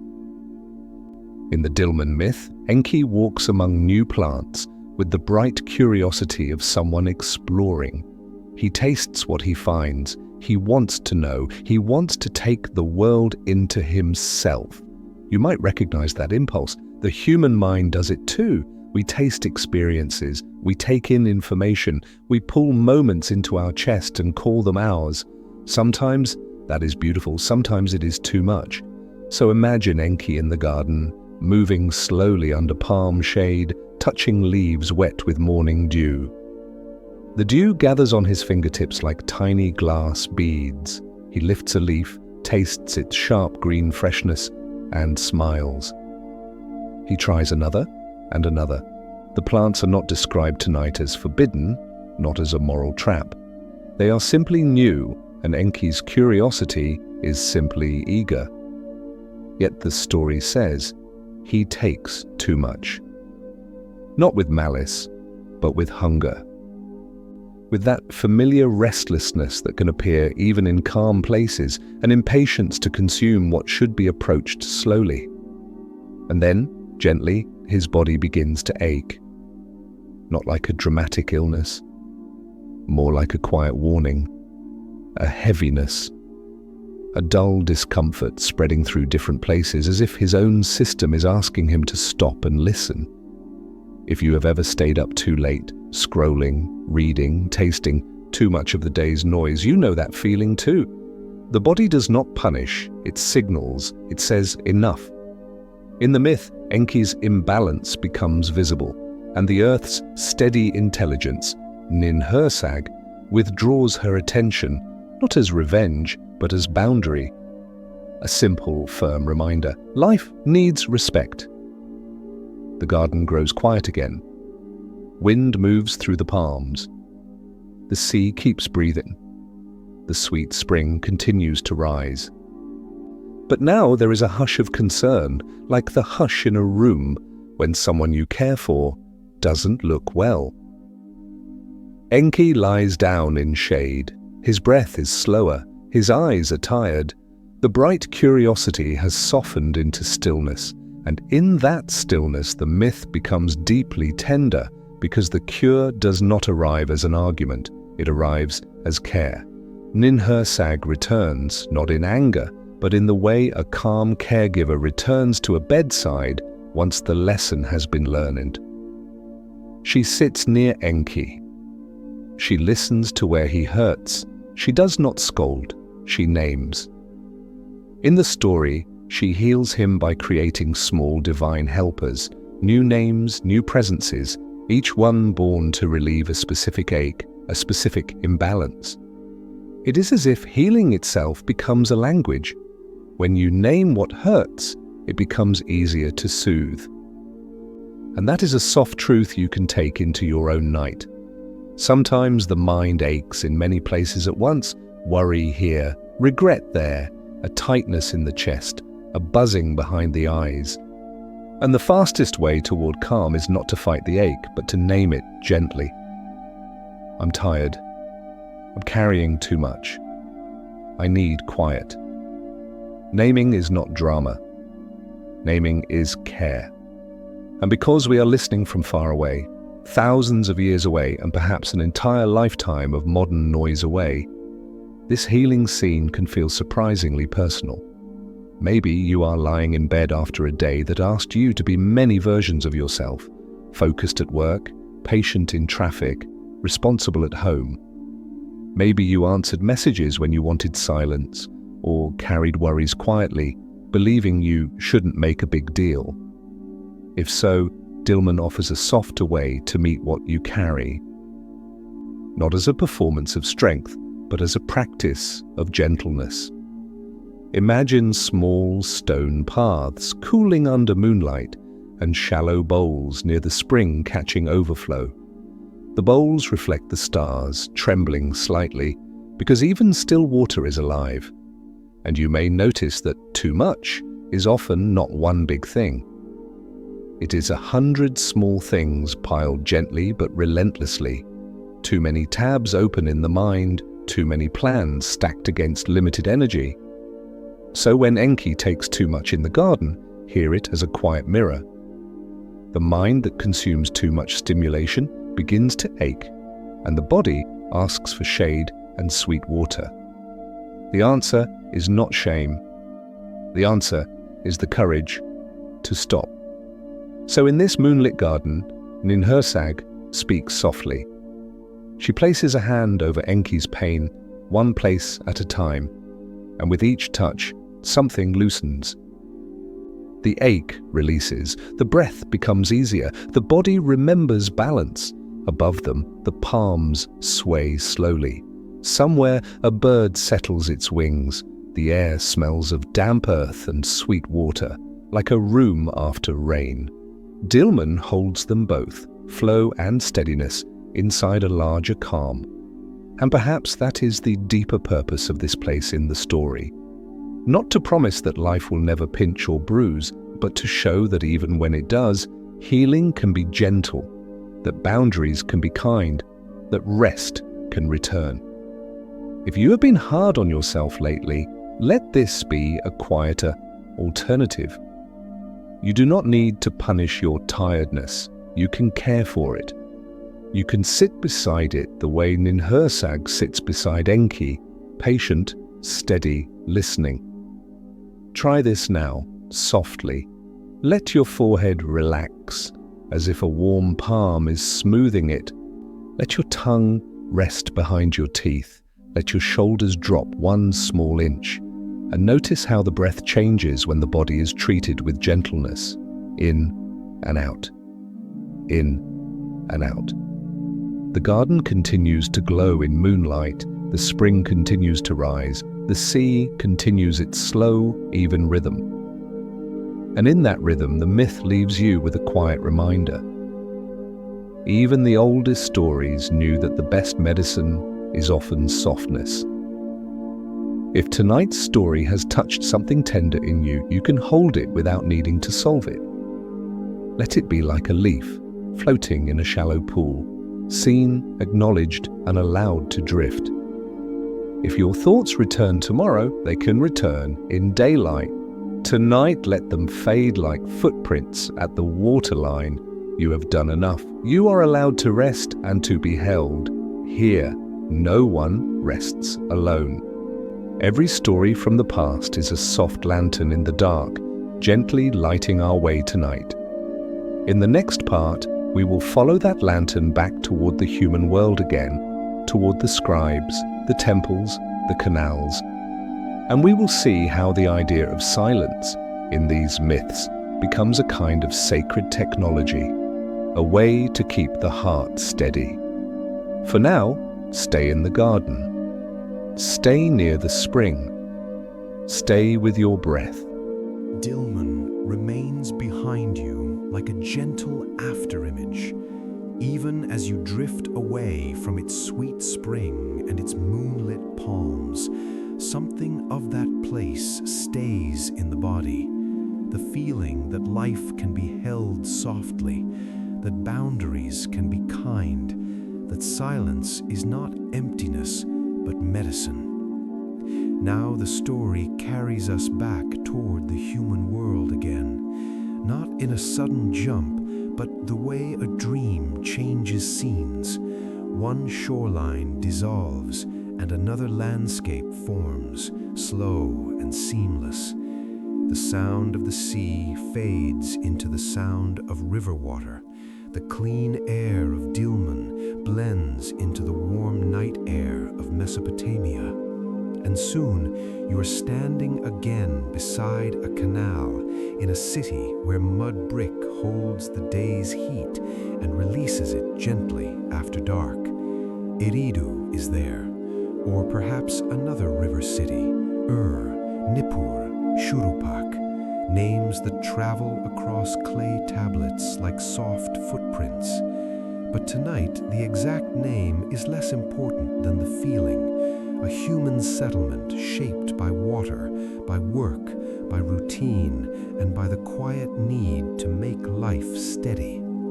A lamp burns in a courtyard. Its flame is small, protected by a clay bowl. It flickers like a patient heartbeat, not trying to brighten the whole world, only its own small circle. Within that circle, a scribe sits on woven matting, a tablet resting on his knees. He is tired, not the dramatic tired of collapse, but the familiar tired of a long day. The eyes slightly dry, the fingers slightly stiff, the mind full of tasks that must be done carefully. Still, he works with a calm precision, because writing here is not decoration. writing is care. He dips the reed stylus into nothing at all. There is no ink, there is only pressure. He presses a wedge into wet clay, then another wedge, then a small angle that becomes a sign. The tablet accepts each mark the way earth accepts rain, quietly and without complaint. And as he writes, he is doing something that looks small but is actually enormous. He is keeping the world from scattering. He is turning the flow of life, grain, water, names, promises, into something that can be remembered. If you have ever made a list to calm yourself, you understand him. A list is not only planning, it is reassurance. It says, I can hold this, I can arrange this, I can breathe. Outside the courtyard wall, the city is softer now. Footsteps have slowed, voices have lowered, doors have closed. Above the rooftops, the stars are bright, and the moon is thin, like a silver eyelid half closed. This is when the ancient world feels closest to our own. Because even though the technology is different, the nervous system is the same. People then, as now, needed quiet after noise. They needed rhythm after chaos. They needed a place where the mind could unclench. And in the old Sumerian stories, silence is not a void. Silence is a kind of sacred technology. It is something you build. You build it with walls that keep wind gentle. You build it with courtyards that hold lamplight. You build it with rituals that slow the body down. You build it with repeated actions, sweeping, washing, kneading clay, pressing marks, until the mind begins to trust that it can rest. In the flood myth, you might remember, the world becomes too loud, the gods cannot sleep, and a great wave returns the world to quiet. But in everyday life, people learned a smaller version of that lesson. If you let life become too loud for too long, something inside you floods. It might be irritability, it might be exhaustion, it might be a sadness that arrives without permission, it might be a numbness that feels like fog. Modern people often call it burnout. Ancient people might have called it imbalance. Different words, same body. So the temple and the tablet become tools for balance. The scribe pauses and listens. He can hear the canal water beyond the wall, a steady whisper sliding past brick edges. He can hear a distant dog settle into sleep. He can hear his own breath, a simple sound, in and out, in and out. If you are listening right now with your own breath in your ears, let this be a shared moment across time. You and the scribe, both awake in lamplight, both letting the night soften the day, both learning the quiet art of keeping the world. He returns to the tablet. Tonight, he is not only recording supplies, he is copying a story. The words are familiar to his city. He has heard them spoken, perhaps sung, perhaps recited in temple rooms where the air smelled of warm resin. But hearing and writing are different kinds of remembering. When he writes, he has to slow down. He has to feel the story in his fingers. He presses a sign for water. He presses a sign for earth. He presses a sign that suggests breath, wind, space. In his mind, the images rise. Namu, the deep. Abzu, the cool fresh water beneath. The sky dome above. The earth floating steady between. And then, like a calm shadow passing over a wall, he reaches the part where the council appears. Those quiet witnesses, the Anunnaki, seated in the background of the myth, reminding the world that everything has edges. The scribe does not make them into monsters. He does not make them into sensational spectacle. He presses their name with the same calm pressure he uses for barley and canal gates. Because to him, the divine and the ordinary are not enemies, they are layers of one world. This is another gentle discovery. Ancient people often did not separate myth from life the way we do. For them, a story was not only entertainment, it was a map for the heart. It taught you where to place your fear. It taught you where to place your trust. It taught you how to endure the seasons, drought, flood, harvest, loss, renewal. And it taught you again and again that silence matters. The scribe's lamp flickers, and he adjusts it slightly so the flame leans away from the clay. The light slides across the tablet's surface, making the new marks shine like tiny wet stars. He thinks of the flood not as horror, but as a boundary story, a reminder that noise has consequences.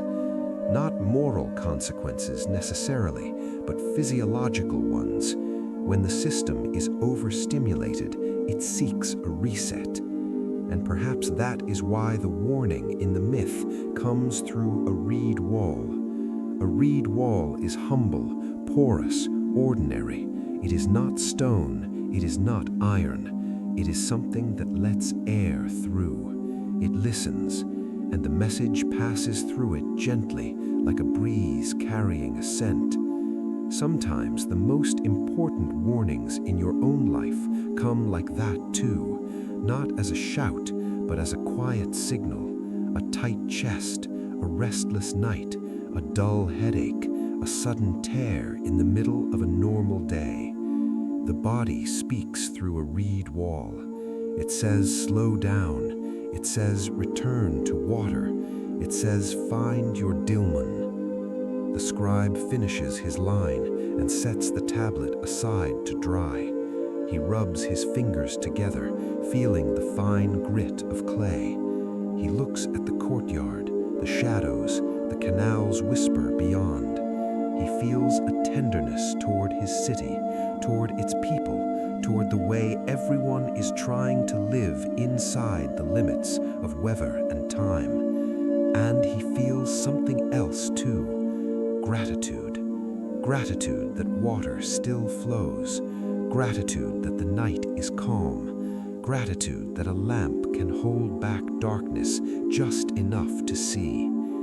If you want, borrow that gratitude now, not as forced positivity, but as a small warmth in the chest, the warmth of noticing one gentle thing, a blanket, a pillow, a quiet room, a moment without demands.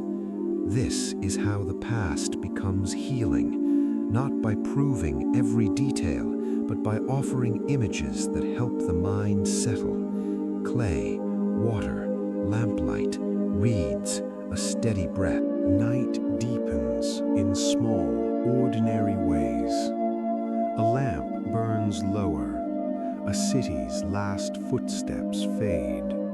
A canal's whisper becomes the loudest sound left. In your own room, the same thing happens. The day loosens, one knot at a time, until the body begins to believe it can rest.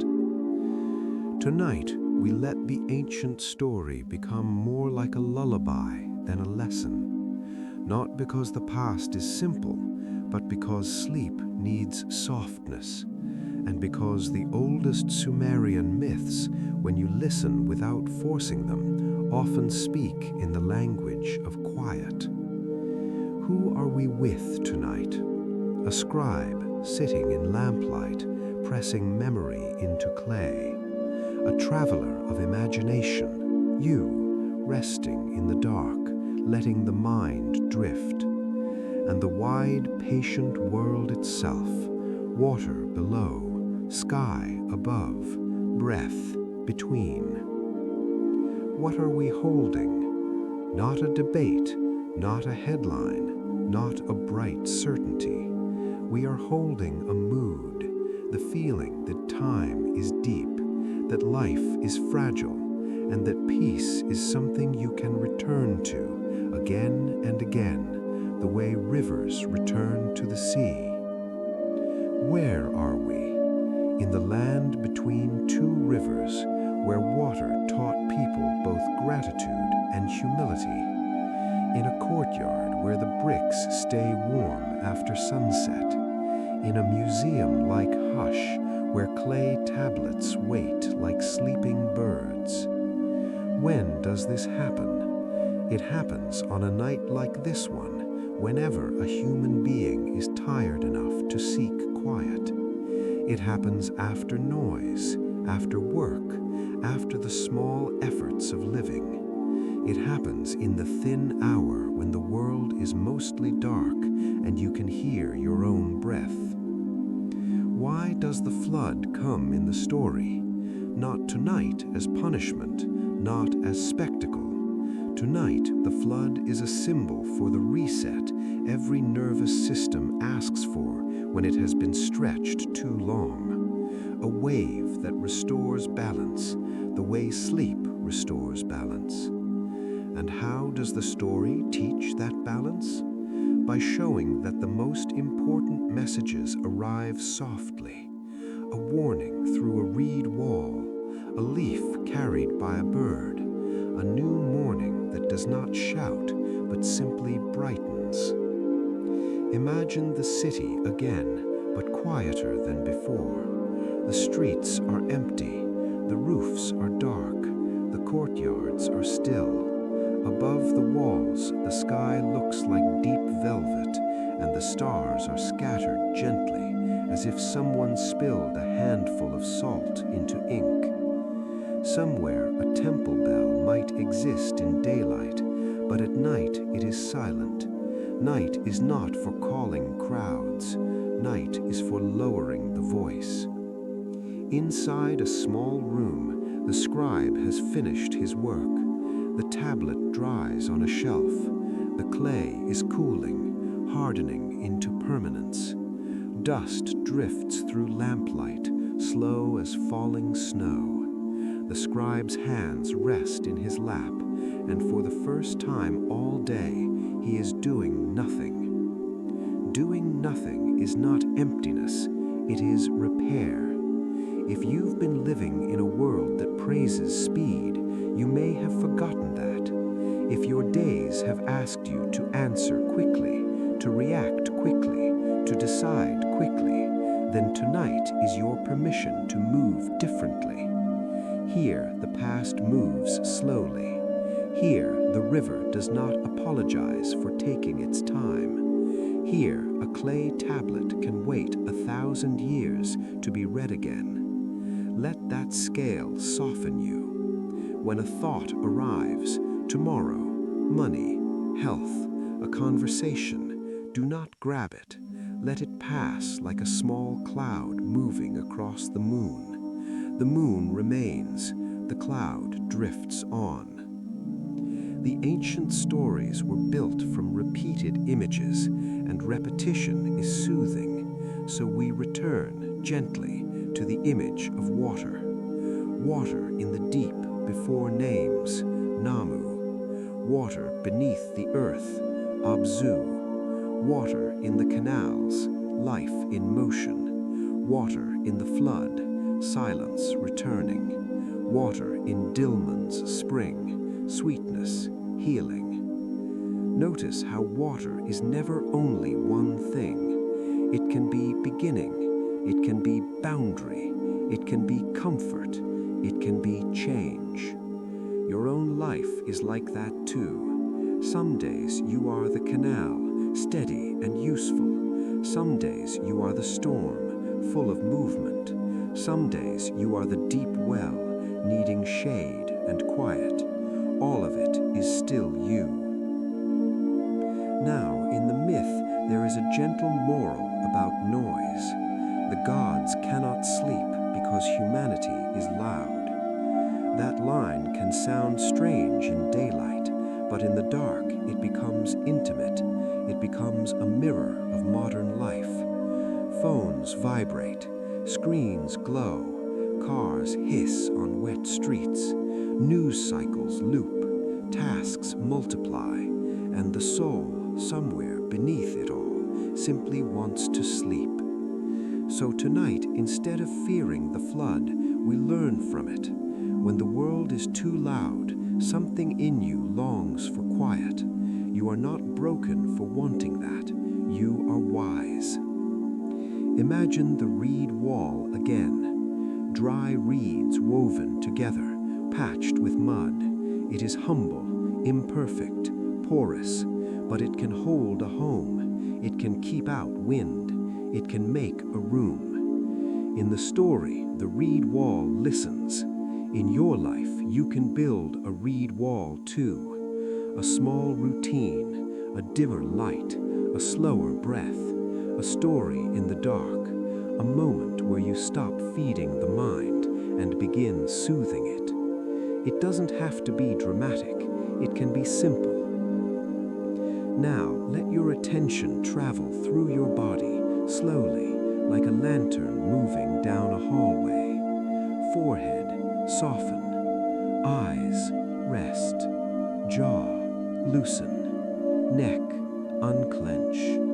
Shoulders, drop. Hands, open. Belly, release. Legs, heavy. Feet, warm and still. If you notice tension, do not fight it. Just breathe into the place, like water seeping into dry ground. In and out. And while you breathe, imagine the old city slipping deeper into sleep. Doors closed, lamps out, streets empty, the canal still whispering, because water never truly sleeps, it simply continues. The sky turns, stars drift slowly, because the world is always moving, even when you rest. But the motion is gentle enough that you can forget it until you notice it again. This is another quiet discovery. You do not have to control the world for the world to continue. You can sleep, and the rivers will still flow. You can sleep, and the moon will still cross the sky. You can sleep, and the clay will still harden into memory. You are allowed to let go. If tonight's story reminded you of a beautiful memory, you can share it later, only if it feels easy. For now, you can keep it to yourself, like a small shell in your pocket. Here, no one rests alone. Every story from the past is a soft lantern in the dark, gently lighting our way tonight. Before we drift on, let the clay return to your mind once more. Picture a tablet drying on a shelf, its surface still slightly damp at the edges. The marks look like tiny bird tracks in wet sand. A few are deeper, where the scribe pressed harder, and those deeper marks catch the light like little valleys. The clay smells faintly of riverbank, mineral, earthy, clean. This is what survives. Not a perfect recording of everything that happened, but a careful selection of what mattered to someone in a quiet room. Names, measures, prayers, questions, beginnings. And when we speak of beginnings, it's worth noticing how gentle the Sumerian beginning can be. It is not a loud machine turning on. It is not a sudden flash. It is water becoming shape, breath becoming space, earth becoming home. Sometimes modern voices take these same names, Namu, Abzu, Anunnaki, and The night is quiet enough now that you can hear the smallest things. Maybe it is the faint hum of a fan. Maybe it is the soft settling of a building, wood and metal cooling after the day. Maybe it is a distant car passing, like a wave that arrives and fades. Or maybe it is only your own breath moving in and out, as steady as a river that doesn't need an audience. In this kind of quiet, the old stories feel less like ancient history and more like a gentle companion. They do not demand belief. They do not ask you to choose sides. They simply offer images: water, clay, reeds, lamplight, so the mind can loosen, the heart can soften, and the body can remember it is safe to rest. Tonight, we have wandered through a world built of layers. We began in the deep water of Namu, where everything was potential and nothing was hurried. We stepped onto the riverbanks of Mesopotamia, where two slow rivers taught people patience and humility. We sat beside the Abzu, the fresh water beneath the earth, cool and steady like a hidden calm inside your chest. We listened to a reed wall that carried a warning softly, because the quietest messages are often the ones that save us. We floated through a flood told not as spectacle, but as a return to balance, noise easing into silence, movement settling into rest. And we reached Dilmun, the bright shore of sweet water, where even lessons can be held gently and where healing arrives through care, not conflict. If you let these images drift through you now, notice how they share one secret. Everything important moves slowly. Water does not hurry to be a river. Clay does not rush to harden. A seed does not force itself open. And sleep, the truest medicine of the body, cannot be grabbed like a handle. It arrives when you make room. Did you ever notice how the hardest nights are often the ones when you try too hard to fall asleep? The more you chase it, the more it slips away. But when you give up the chase, when you simply lie there, listening, breathing, allowing, the mind begins to soften on its own, like wax near warmth. That is what these ancient stories were doing for people long ago. They were not only explaining the world, they were soothing it. They were giving tired minds a place to rest. And you, tonight, are part of the same human practice. You are listening. You are letting the day dissolve. You are allowing your inner noise to quiet. This is not wasting time. This is returning to rhythm. So let us return to one simple symbol, one that can hold the entire night in a single quiet shape. A lantern. Not a bright spotlight, not a flashing screen. A lantern. Warm, steady, small enough to carry, strong enough to soften darkness around you. In the ancient cities, lanterns and lamps were ordinary. They were not decorations. They were necessary kindness. A small flame protected by clay, helping someone cross courtyard without stumbling, helping a scribe see the wedges he pressed into wet earth. Tonight, the story itself has been a lantern. It has not tried to blind you with certainty. It has only offered enough light to walk by, one slow step at a time. And now, as we near the end of this long journey, I want to offer you something quieter than any twist, something softer than any discovery. You can carry this lantern into your own life. Not the specific names if you don't want them, not the details if they feel heavy, just the feeling of water returning you to calm. The feeling of deep time making your worries smaller, not meaningless, but less sharp. The feeling of clay, humble, patient, holding what matters and letting the rest fall away. The feeling of a reed wall that listens, reminding you that your body's whispers are worth hearing. If you've been living at a pace that makes you forget yourself, you can begin again in small ways. A slower breath before answering a message, a dimmer light in the evening, a quieter room for 10 minutes just to let the mind settle. A moment of gratitude for one ordinary thing: clean water, a bed, a roof, a warm meal, a friend's name in your phone. Nothing dramatic, just gentle repairs. If you want, take one more slow walk through the city in your imagination. The streets are narrow and cool, and the bricks along the canal still hold a little warmth. The water slides past in the dark, carrying the moon in broken pieces. A reed bends toward the surface, and its reflection bends too, like the world below is practicing the same softness as the world above. Farther down, the temple courtyard is quiet. A single lamp leans behind a clay shield, and its light makes the shadows move slowly. In a side room, a tablet dries on a shelf.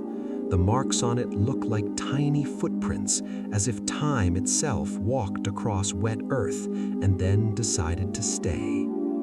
You might remember the line we return to again and again: after kingship descended from heaven. At night, that line doesn't need to be argued with.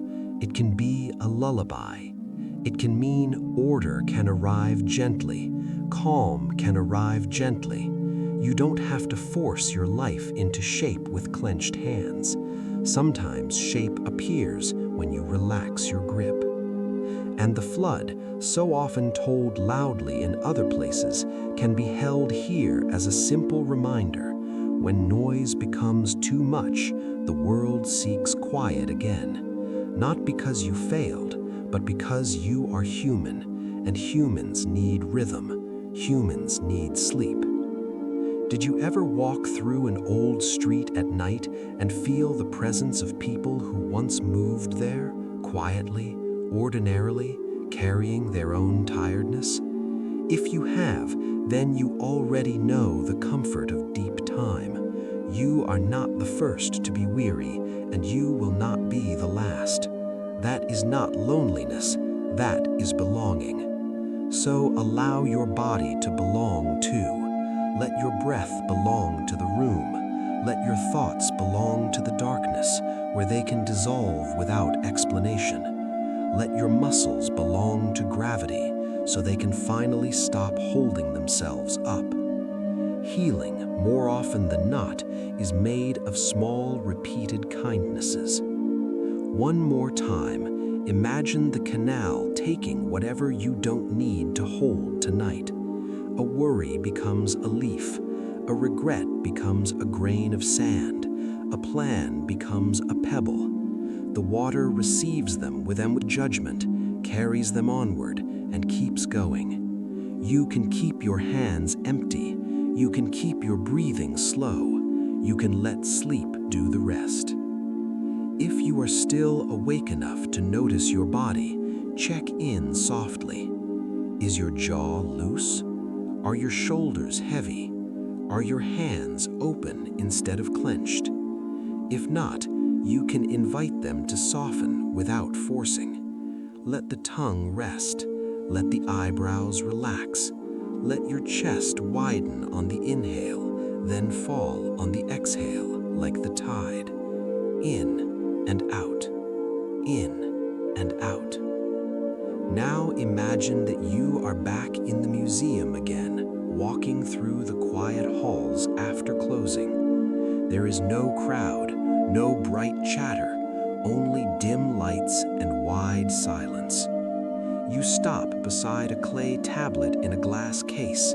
The tablet is small, smaller than many modern screens, yet it holds a whole world. Wedges pressed by a hand that is gone, a story that outlived its teller, a message that crossed time without shouting. You don't need to read every mark. You can simply stand there and feel the strange comfort of continuity.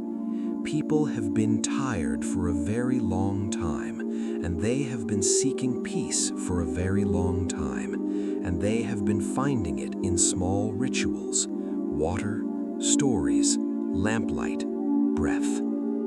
In that moment, you might realize something gentle about your own life.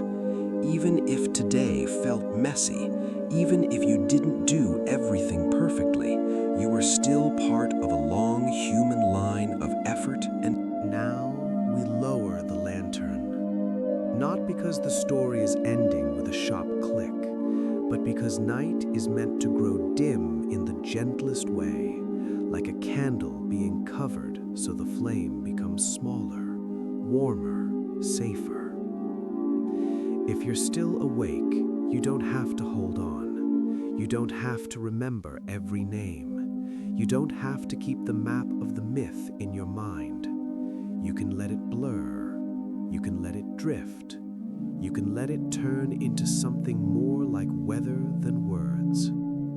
Imagine the ancient courtyard one last time. The mud brick walls are cool now. The lamp's light is low, and the shadows barely move. The canal beyond the wall continues its quiet whisper, a sound that could be mistaken for your own breathing if you listen without trying too hard.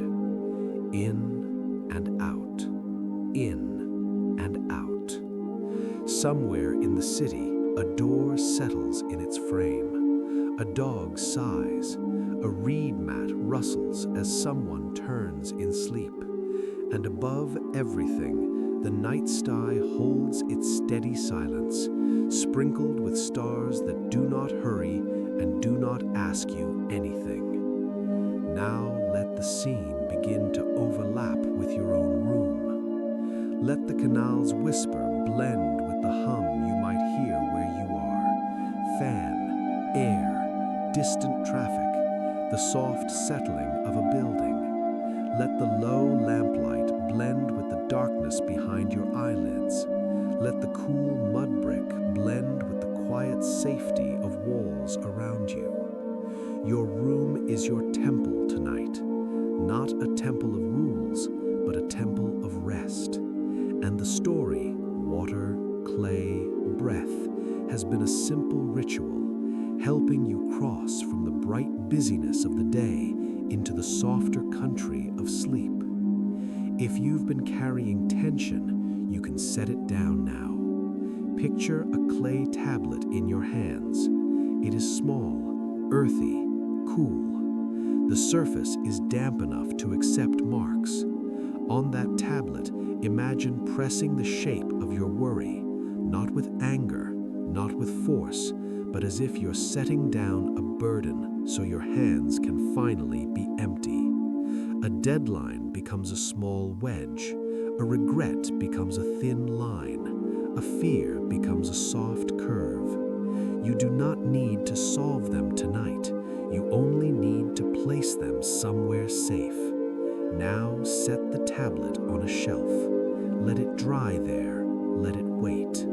Tomorrow, if you want, you can look again in daylight, but tonight you are allowed to sleep without carrying everything in your chest.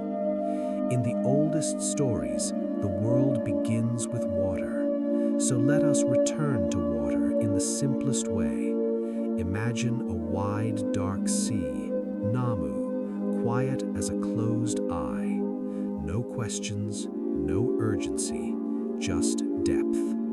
Then imagine the deep, fresh water under the world, Abzu, cool and steady, like the calm beneath your thoughts. And then imagine the rivers, the Tigris and the Euphrates, moving slowly under moonlight, carrying silt, carrying reeds, carrying the long patience of earth. Water rises, water falls, water returns. This is how the world keeps itself, and it is also how you can keep yourself, by returning again and again to something steady, to breath, to quiet, to a single small rhythm you can trust.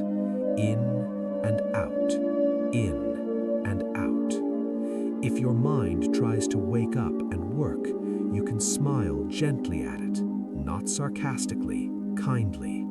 You can say, without words, "Thank you for trying to help. You can rest now."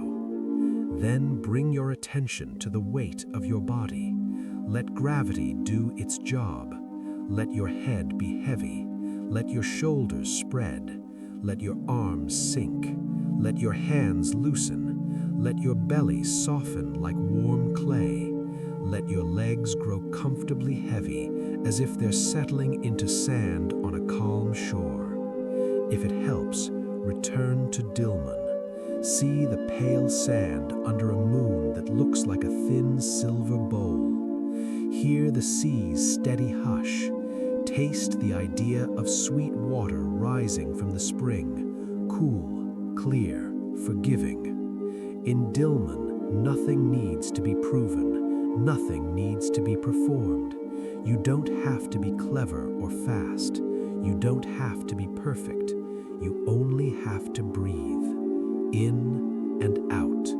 And as you breathe, let the last part of the story become a soft reflection, something you can feel rather than think. Those ancient people, with their clay tablets and their reed walls, were not so different from you. They worked, they worried, they tried to keep order, they loved their families, they watched the sky for signs of weather, they feared drought, they thanked the rivers when the canals filled, and at night they also needed peace. So they told stories that moved slowly, stories where messages came through reeds, where survival arrived with patience, where silence was sacred. That is what you are receiving tonight, not just information, but an inheritance of quiet. If you felt lonely, let that inheritance sit beside you like a warm presence. Here, no one rests alone. Every story from the past is a soft lantern in the dark, gently lighting our way tonight. Now we let the lantern dim even further. Picture the flame growing smaller until it is only a glow behind the ribs, a glow in the throat, a glow in the center of the forehead where tension used to live. Not a bright glow, just enough to feel warmth, just enough to feel held. The canal continues, the sea continues, the stars continue, and you too can continue tomorrow in daylight with fresh breath. But tonight you don't have to continue anything. Tonight you can stop, you can rest, you can let the story keep walking for you, like a river walking through the dark. If you are still awake enough to hear these words clearly, that clarity will soften soon. The sentences will blur, the images will float. You might catch only fragments: water, clay, moon, reeds, sweet spring, quiet city, and that's perfect. Sleep does not need full sentences. Sleep only needs a gentle current. So let your breathing be that current, in and out, in and out. And if your mind tries to wake up and work, you can smile gently at it, not sarcastically, kindly. You can say, without words, "Thank you for trying to help. You can rest now." Then bring your attention to the weight of your body. Let gravity do its job.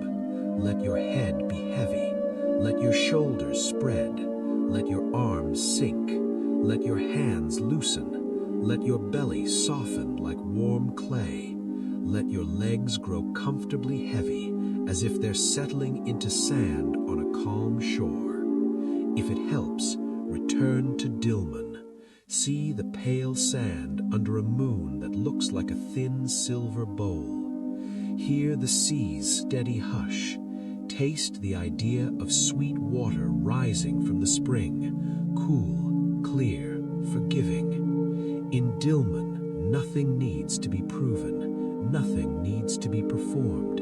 You don't have to be clever or fast. You don't have to be perfect. You only have to breathe, in and out.